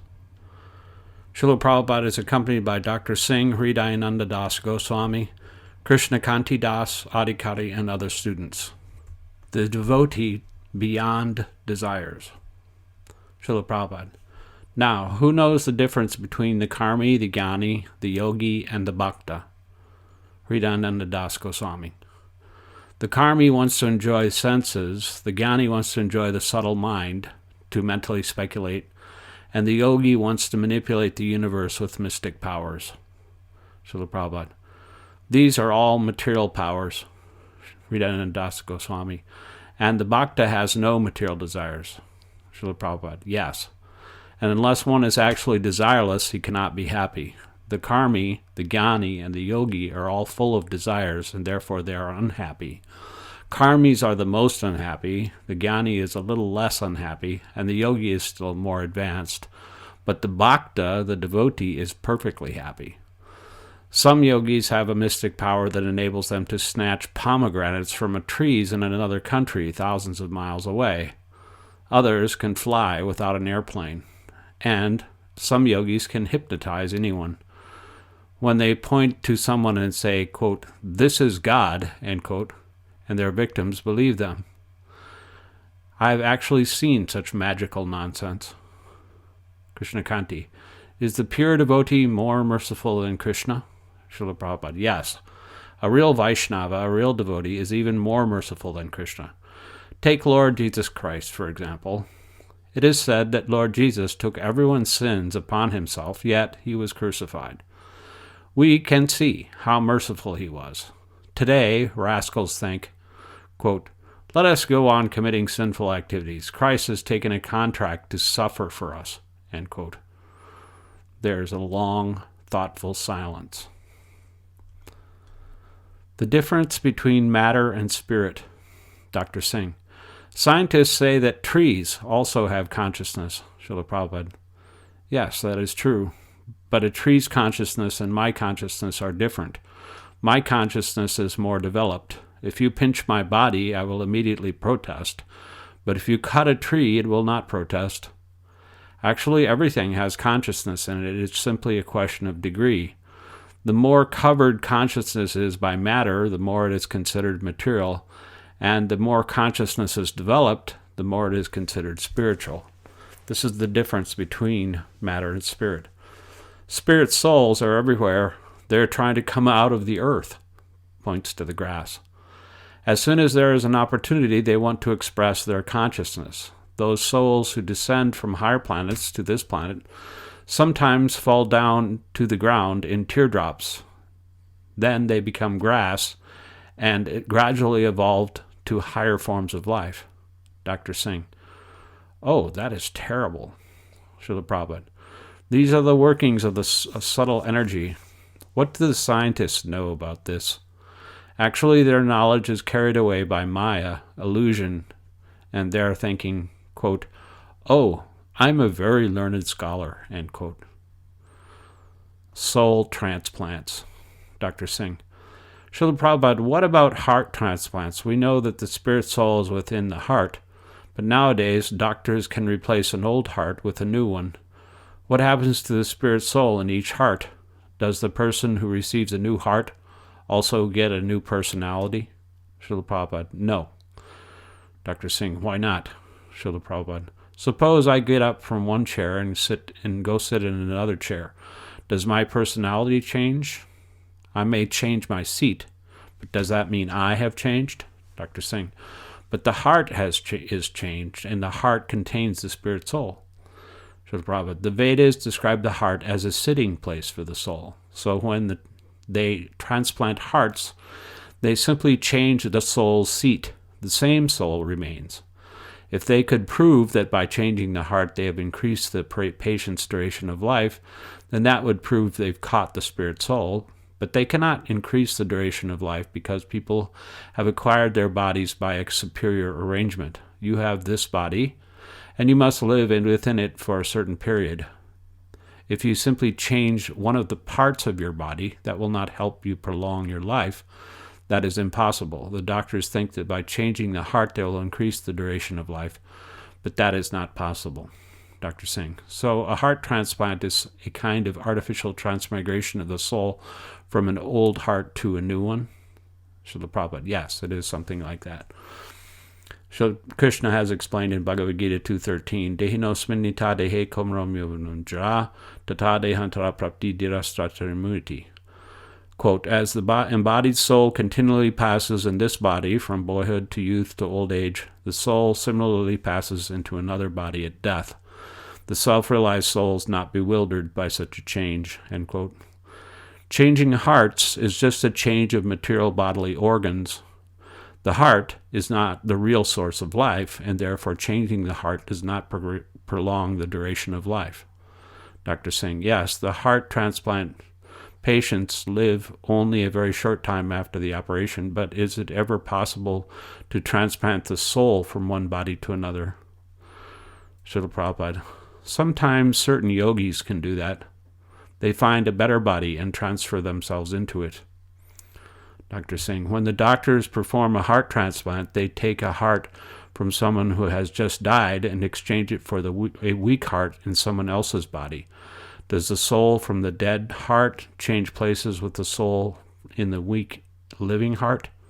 Srila Prabhupada, no. The soul has already left the dead heart. There is no question of bringing in another soul.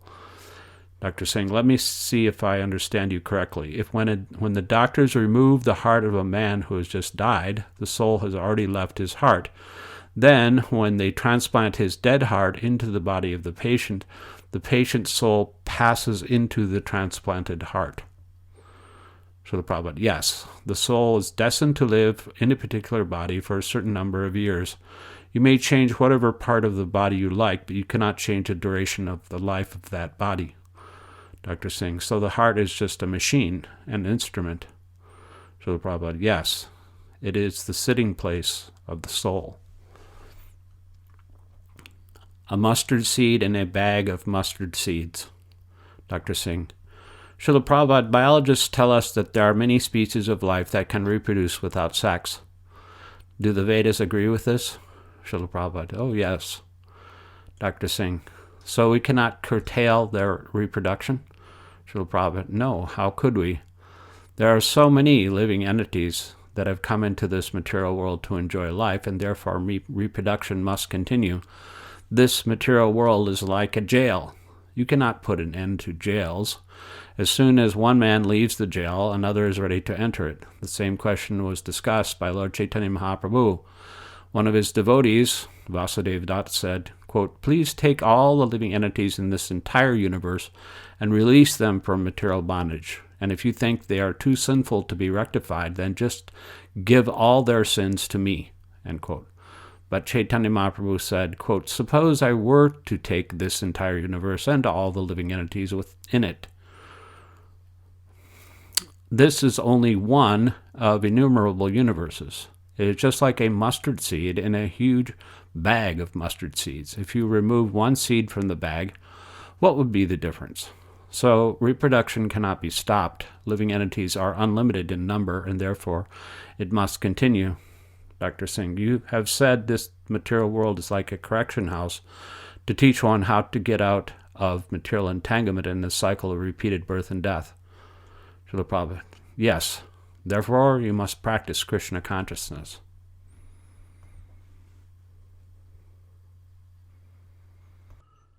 Life comes from life. The 14th morning walk. Recorded on December 3rd, 1973, on the shores of the Pacific Ocean near Los Angeles.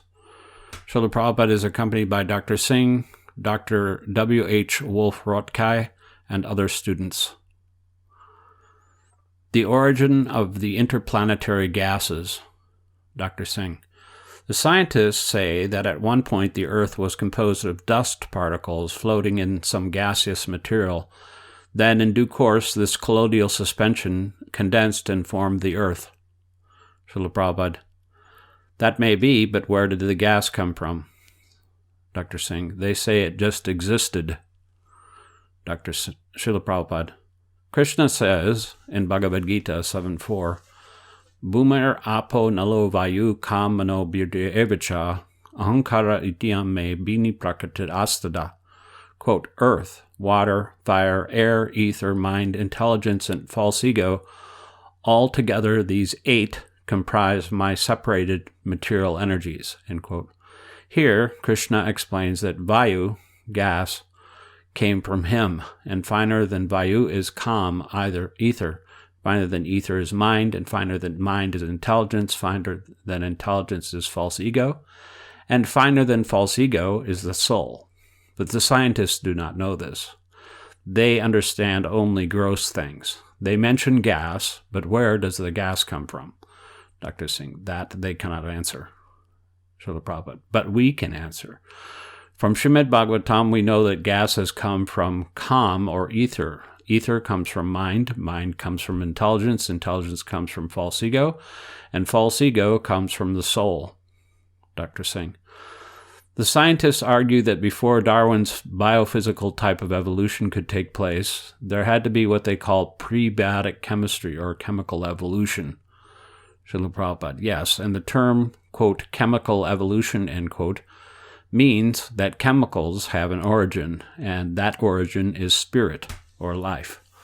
A lemon produces citric acid, and our bodies produce many chemicals in urine, blood, and bodily secretions.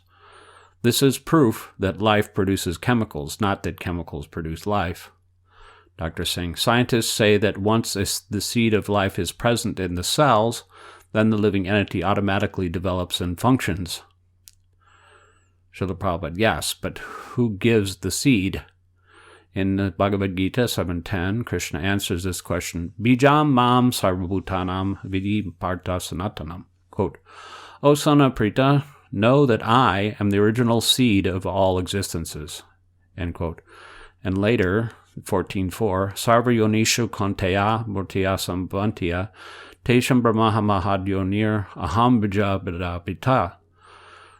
Quote, it should be understood that all species of life, O son of Kunti, are made possible by birth in this material nature, and that I am the seed-giving Father.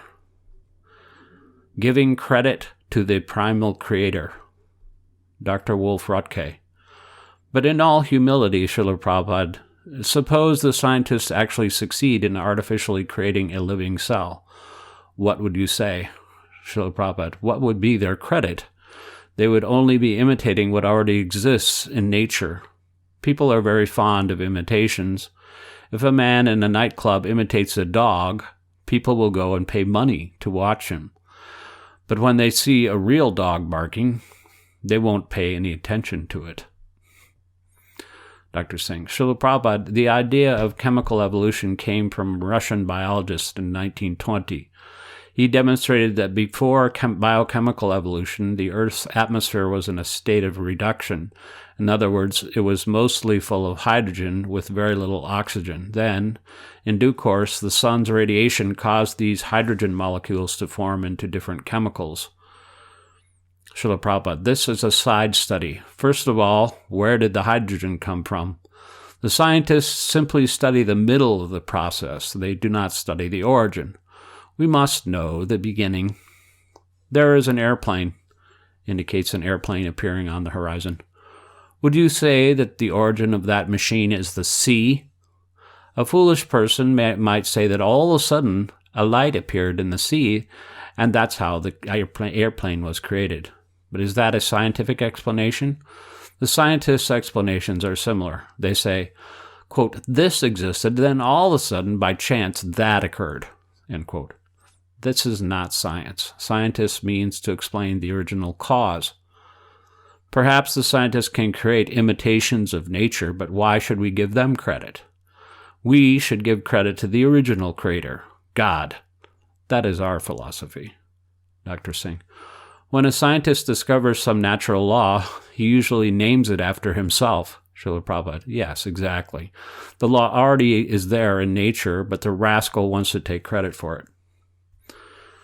Gerontology, prolonging the suffering. Dr. Singh. They're actually fighting against the laws of nature, but often they take pleasure in the struggle. Srila Prabhupada. That pleasure is childish. Suppose a child builds a sandcastle on the beach with great effort. He may take pleasure in it, but that is childish pleasure. That is not a grown man's pleasure. Materialistic men have created a standard of false happiness. They have created a gorgeous arrangement for a comfortable civilization, but it is all false because they cannot create a situation in which they will be able to enjoy it. At any moment, anyone can be kicked out by death, and all his enjoyment will be finished. Dr. Singh. That is why they say that God hasn't given us everything, because we're not able to live here forever. Srila Prabhupada. But God has given them everything necessary to live peacefully and everything necessary to understand Him. So why will they not inquire about God? Instead, they do things that help them forget God. Dr. Singh. Now the scientists have organized a whole department of science called gerontology, in which they study how to prolong life. Srila Prabhupada. Their real aim should be to stop the suffering. Suppose an old man is in great pain, suffering from many diseases, and suddenly the doctor increases his lifespan.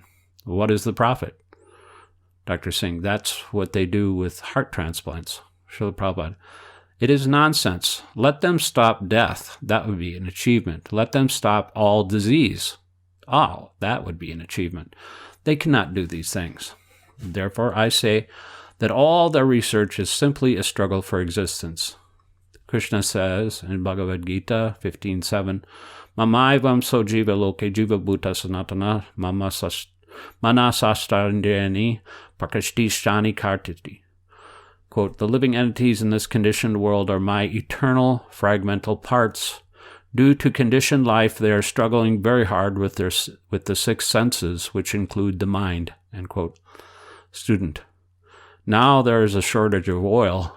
Srila Prabhupada. Yes, we have a civilization that is dependent on oil. This is against nature's law, and therefore there is now an oil shortage. By nature's law, winter is now coming. Scientists cannot stop it and turn it into summer. They wrongly think they are in control of nature. In Bhagavad Gita, Krishna informs us that the living being thinks himself the doer of activities that are in actuality carried out by nature. The sun is now rising. Can they make it dark? And when it is dark, can they command the sun, quote, get up, end quote? They do not realize that if they really want to conquer nature, they should try to conquer birth, death, old age, and disease. In Bhagavad Gita 7:14, Krishna says, Daivihesha gunamayi mama mayadratiya mamavivaye papadyante mayameti tarantite. Quote, this divine energy of mine, consisting of the three modes of material nature, is difficult to overcome, but those who have surrendered unto me can easily cross beyond it, end quote. Dr. Singh, so it is very hard to overcome nature's laws? Srila Prabhupada, for the materialists, it is impossible, but if one surrenders to Krishna, it becomes easy. The real origin of species. Dr. Singh. To explain why there are so many varieties of living entities, the scientists say that at a certain time during evolution, the cell's genes, which normally reproduce themselves perfectly for the next generation, sometimes make a mistake in copying, like the printing press that sometimes makes mistakes. In some circumstances, these mistakes or mutations have stood, and different species of living entities have been formed because of the difference in the genes. Srila Prabhupada. But that, quote, mistake, end quote, has been continuing since time immemorial, for you will find that all varieties of living entities have always existed. Therefore, the, quote, mistake, end quote, is eternal. But when a mistake is permanent, it is not a mistake. It is intelligence. Dr. Singh. But scientists say that if there were no mutations, there would be only one kind of living entity in the whole universe. Srila Prabhupada. No. Every living entity has a different mind, and therefore there are so many different species of life to accommodate the different mentalities. For example, we are walking here, but most people are not coming to join us because they have different mentalities than we do. Why does this difference exist? Dr. Singh. Maybe it's a mistake. Srila Prabhupada. It is not a mistake. It is their desire, and at the time of death, everyone will get a body exactly according to his desire. Krishna says in Bhagavad Gita 8.6, Yam Vapi Smaram Bhavam Tajati Ante Kalevaram Tam Avati Konteya Sada Tat Bhava Bhavita. Quote, whatever state of being one remembers when he quits his body, that state he will attain without fail, end quote. What you are thinking of at the time of death exactly determines your next body. Nature will give you the body. The decision is not in your hands, but in nature's, and she is working under the direction of God. Dr. Singh. But science seems to have evidence that different species of life do arise by mistakes. Srila Prabhupada. That is their mistake. In the laws of nature, there are no mistakes. In railway cars, there are first class, second class, and third class sections. If you purchase a third class ticket and by mistake go to a first class section, you will not be allowed to stay there. It is not a mistake that there are sections, that is the arrangement. But it is your mistake that you have gone to the wrong section. So God is so thorough that he knows all the mistakes that will be made. Therefore, according to the mistakes you commit, you enter a particular body. Quote, here, come here, the body is ready. End quote. There are 8,400,000 species of life, and nature works designing different bodies with mathematical precision. When the government builds a city, it builds a prison even before the city is completed, because the government knows that there will be very many criminals who will have to go to prison. This is not the government's mistake, it is the mistake of the criminals. Because they become criminals, they have to go there. It is their mistake. In nature, there are no mistakes. Krishna says, Maya dakshena prakriti sute sacharacharam hetanonena konteya jagat viparvavartate. Quote, this material nature is working under my direction, O son of Kunti, and producing all moving and non-moving beings, end quote. Bhagavad Gita 9.10. Nature works under the supervision of God, Krishna. So how can nature make mistakes? But we commit mistakes. We are illusioned. Our senses are imperfect, and we cheat. That is the difference between God and man. God does not have imperfect senses. His senses are perfect. Satisfied animals. Dr. Wolf Rutke. Because our senses are defective, the technological enlargement of our senses must also be defective, of course. Dr. Singh. The microscopes with which we detect things must also be defective. Srila Prabhupada. Material existence means defective existence.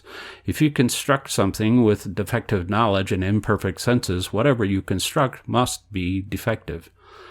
Dr. Singh. Even if scientists devise a perfect microscope, they would still have to look through it with defective eyes. Srila Prabhupada. Yes, that is right. Therefore, we conclude that whatever the scientists may say is defective. Dr. Singh. But they seem quite satisfied. Srila Prabhupada. The ass is also satisfied. The ass is satisfied to carry the load of the washerman. Everyone is satisfied, even the worm in the stool. That is nature's law. Dr. Wolf-Rotke. It is said that even the pauper is proud of his penny. Srila Prabhupada. Yes, in some parts of India, one may sometimes see a dog starving to death, but as soon as it gets a female dog, it is satisfied with having sex. Is that satisfaction? The dog is starving, but it is still satisfied with sex. Life comes from life.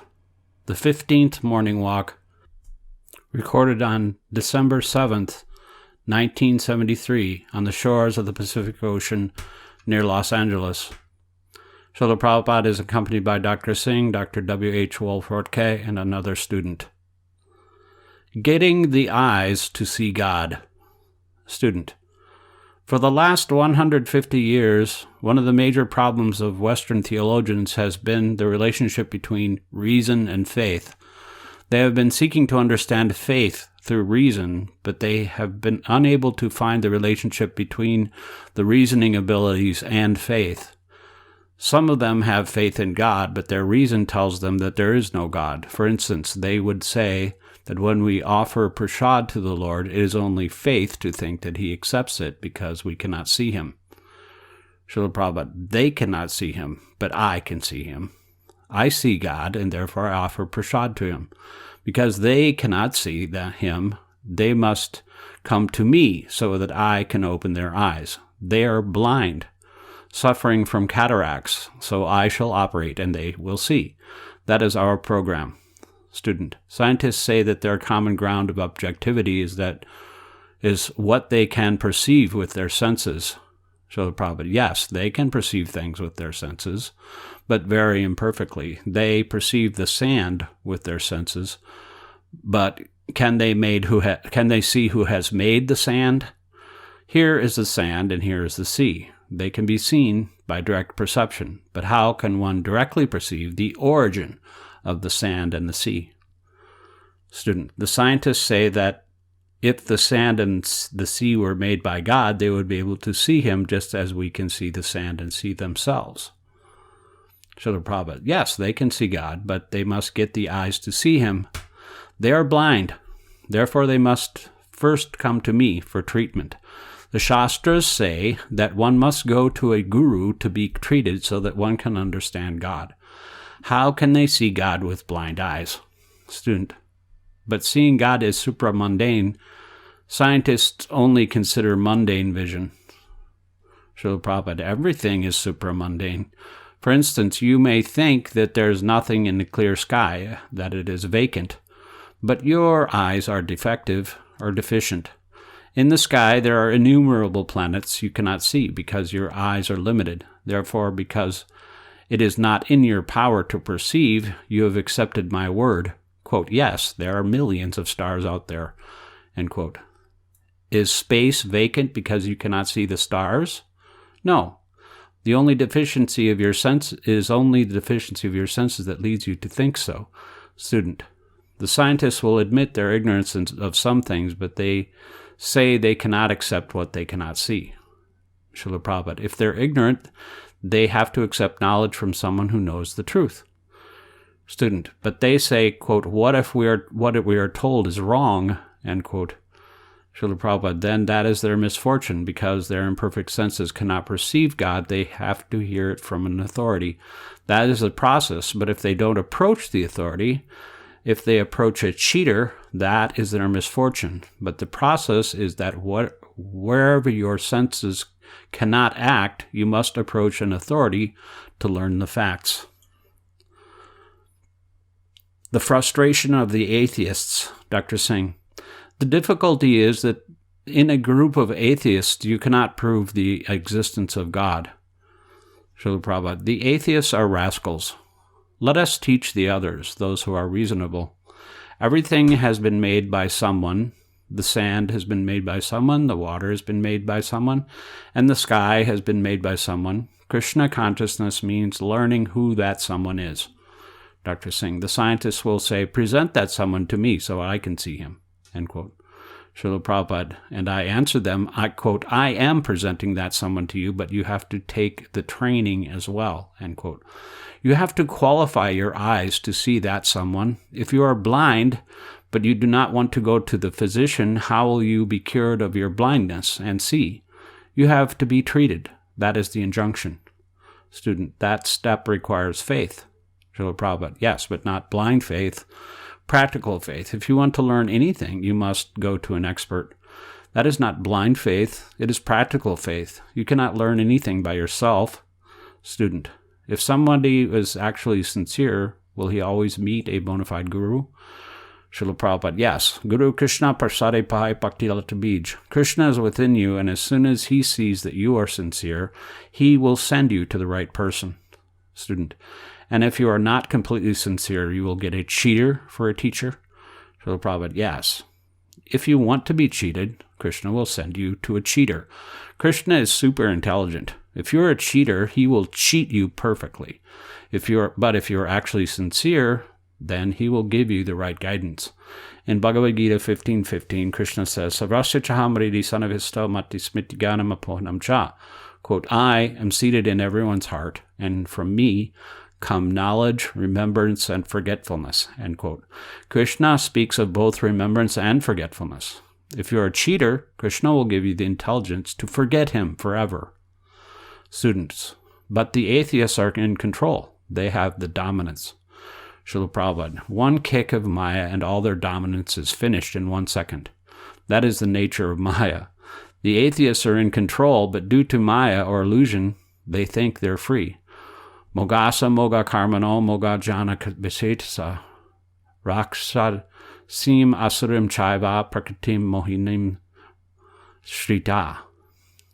Quote, those who are bewildered are attracted by demonic and atheistic views. In that deluded condition, their hopes for liberation, their fruitive activities, and their culture of knowledge are all defeated, end quote. Bhagavad Gita 9:12. Because they are bewildered, all their hopes are frustrated. That is stated here in Bhagavad Gita, and that is actually happening. So many of their big plans, like this moon project, are frustrated, but still they claim they can dominate nature. Dr. Singh. They do not want to come to their senses. Srila Prabhupada. Therefore they are rascals. Scientists bravely going to hell. Srila Prabhupada. A sensible man will take a good lesson, but a rascal will never take a good lesson. There is a story of a great poet named Kalidas, who is a great rascal also. Once Kalidas was sitting on the branch of a tree and simultaneously cutting it. A gentleman asked him, quote, why are you cutting this tree limb? You will fall down, end quote. Kalidas replied, no, I will not fall down, end quote. So he kept cutting the limb, and he fell down. The conclusion is that he was a rascal because he would not take good advice. By their so-called scientific advancement, scientists are going to hell. But they do not listen when they are told. Therefore, they are rascals. Rascals repeatedly make a plan, see it frustrated, and again make another plan. But this plan is also frustrated, so they make another plan. Yet, when we try to explain to them that all their materialistic plans will be unsuccessful and useless, they refuse to listen. That is their rascaldom. The rascals repeatedly chew the chewed. At night, at home, on the street, in the nightclub, in the theater, wherever he is, sex in its different varieties is his only pleasure. Student, Srila Prabhupada, one could say that is bravery. Srila Prabhupada, yes, you can say that, but their bravery is their rascaldom. They are bravely going to hell, that's all. Once, one man was chasing another man, and the man who was chasing him asked, quote, why are you fleeing? Are you afraid of me? End quote. And the other man replied, quote, I am not afraid of you. Why should I not run? Why should I stop? End quote. In the same way, the gross materialist is bravely going to hell. Quote, why should I stop with my sinful activities? End quote, he says. I will bravely face any reaction. End quote. Dr. Singh. They are crazy. Srila Prabhupada. Yes, crazy.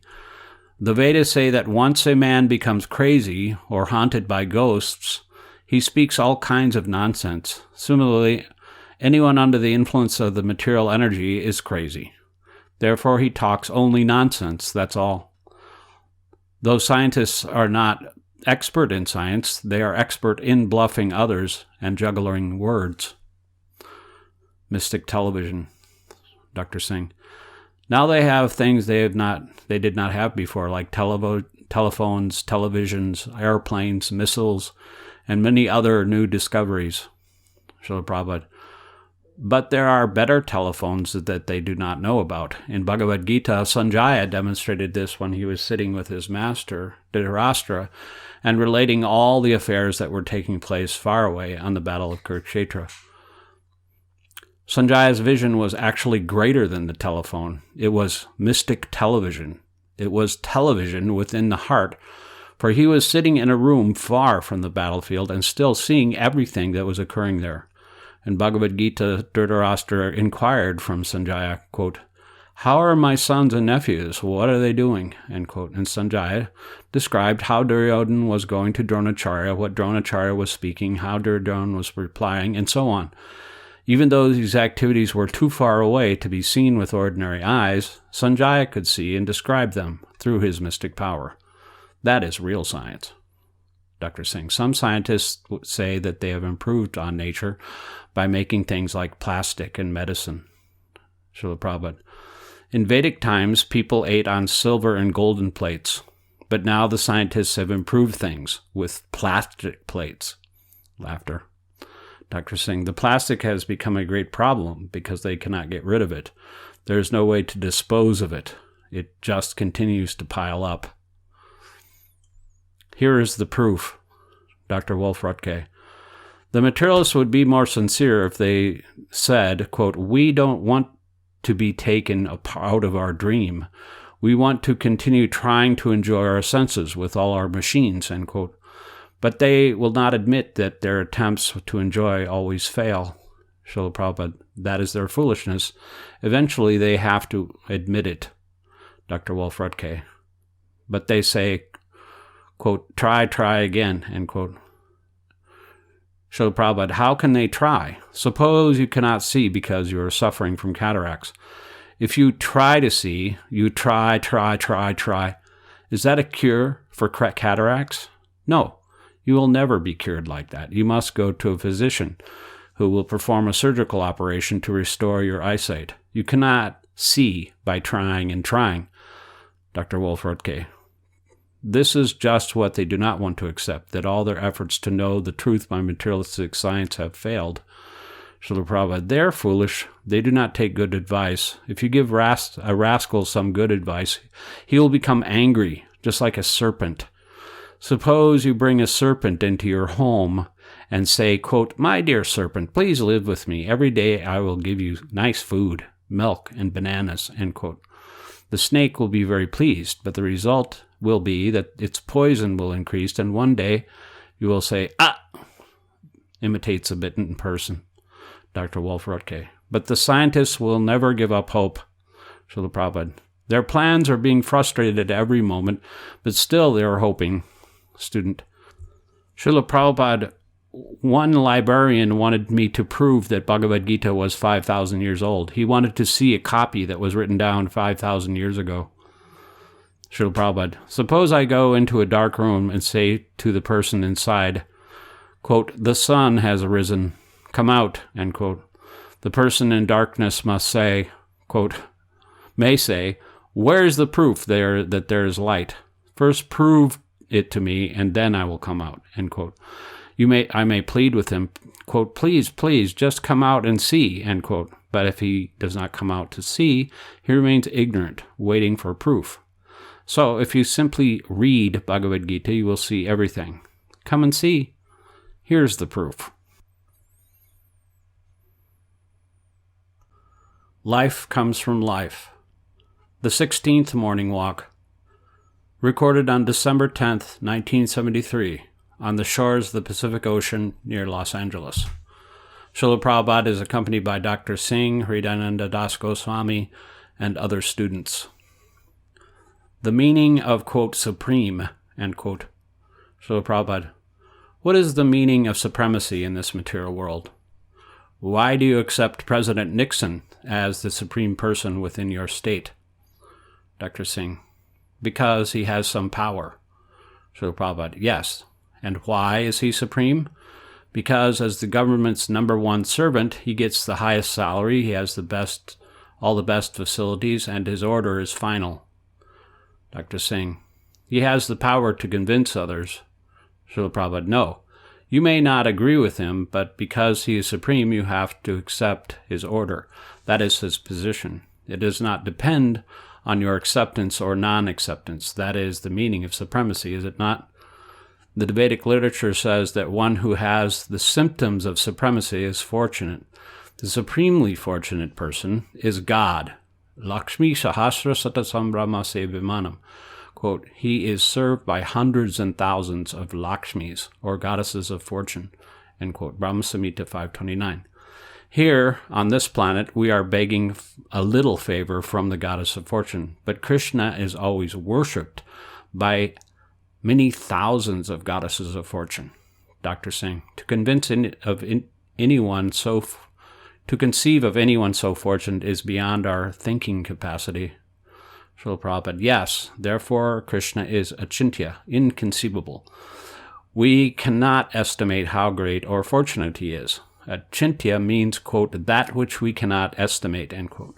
We can see only a part of God's opulence, this material nature, which is only a partial exhibition of God's potency. The Supreme Personality has many potencies. He has inferior energies and superior energies. In Bhagavad Gita 7.4, Krishna says, Bhumir apo lanalo vayu kamano buddhirevacha ahankara intimam me bini prakriti astada. Quote, earth, water, fire, air, ether, mind, intelligence, and false ego, altogether, these 8 comprise my separated material energies, end quote.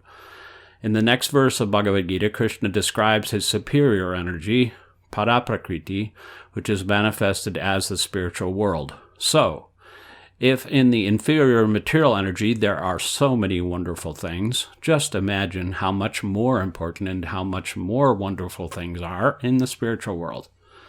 This is the meaning of superior. The mysteries of yogic power, Hridayendra Das Goswami. And all the varieties of life we see on earth are contained in the spiritual world? Srila Prabhupada, yes. And moreover, if in this inferior energy there are so many wonderful varieties of life, just think how wonderful are the superior varieties of life in the spiritual world. Even in this material universe, the inhabitants of some planets are far superior to those on other planets. For example, people on Earth practice mystic yoga for achieving wonderful powers, but the people on the planet called Siddhaloka have these great yogic powers naturally. On Earth, it is natural that a bird can fly, but we cannot, except with costly machines. However, on such planets as Siddhaloka, the residents can fly even from one planet to another without machines. They can go to other planets, simply at will. Even on Earth, there are some yogis who can take their bath early in the morning and 4 places at once: Jagannath Puri, Rameshwar, Hardwar, and Dwarka. One yogi friend used to visit my father in Calcutta. The yogi told him that when the yogi would sit down and touch his guru, he would travel from Calcutta to Dwarka in 2 minutes. That is yogic power. So what are today's airplanes? Durvasa Muni traveled all over the universe up to the Vaikuntha within 1 year. According to modern calculations, certain planets in this universe are more than 40,000 light years distant from the Earth. This means it would take 40,000 years to reach these planets if you traveled at the speed of light. Even if they had the means, how could the astronauts live for 40,000 years? So, why are they so proud? Dr. Singh, the scientists have a theory that they can produce a machine that will travel at the speed of light. Srila Prabhupada, that is rascaldom. They may say that, but they will never be able to do it. Vedic cosmology. Srila Prabhupada, there are many invisible planets and stars. For example, when the Rahu planet passes before the sun and moon, there is an eclipse. But the scientists describe an eclipse differently. Actually, the Rahu planet causes an eclipse. There are many questionable points regarding the modern scientists' theory of the eclipse. Their explanation is incorrect according to Vedic information. Dr. Singh, but the scientists say that they can prove their theories. Srila Prabhupada, they say that science proves everything, but that is nonsense. The scientist has proved everything except what he is.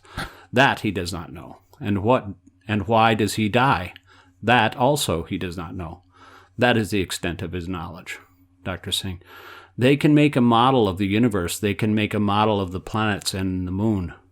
Srila Prabhupada, if they can make things, why don't they make an imitation sun to save electricity? These rascals say everything, but they cannot do anything. That is their position. If they can make a model of the universe, let them make a big model of the sun. Then in the dark night, we will not have to spend so much money on electricity. But they cannot do it. Yet they speak big words simply to take money from the taxpayers. They say they know the composition of the moon and the composition of the sun, so why don't they make them? Why can't they create an artificial sun so that the people of Iceland and Greenland can be saved from so much cold? God is never zero. Srila Prabhupada. Lord Chaitanya Mahaprabhu once gave the example of the jewel called Chintamani, which produces many other jewels while remaining as it is. Om Purnam Ada Purnamidam Purnat Purnam Adasite Purnasya Purnam Adaya Purnam Eva Vashishite. Sri Ishopanishad Invocation. The meaning of this verse is that although everything emanates from the personality of Godhead, He never diminishes. Here, on earth, the petrol is running out, and this is becoming a terrible problem, but the sun is still shining, and it will continue to shine for an untold number of years. And Krishna can create millions of suns. In fact, he has already done so. But he is still fully potent. He has lost nothing. That is God, and that is the supreme energy of God, Achintya Shakti. We have some money to spend, and the next day our account becomes zero. Rascals say that the ultimate truth is zero, Sunyavada. They do not know that God is never zero, that He is always positive.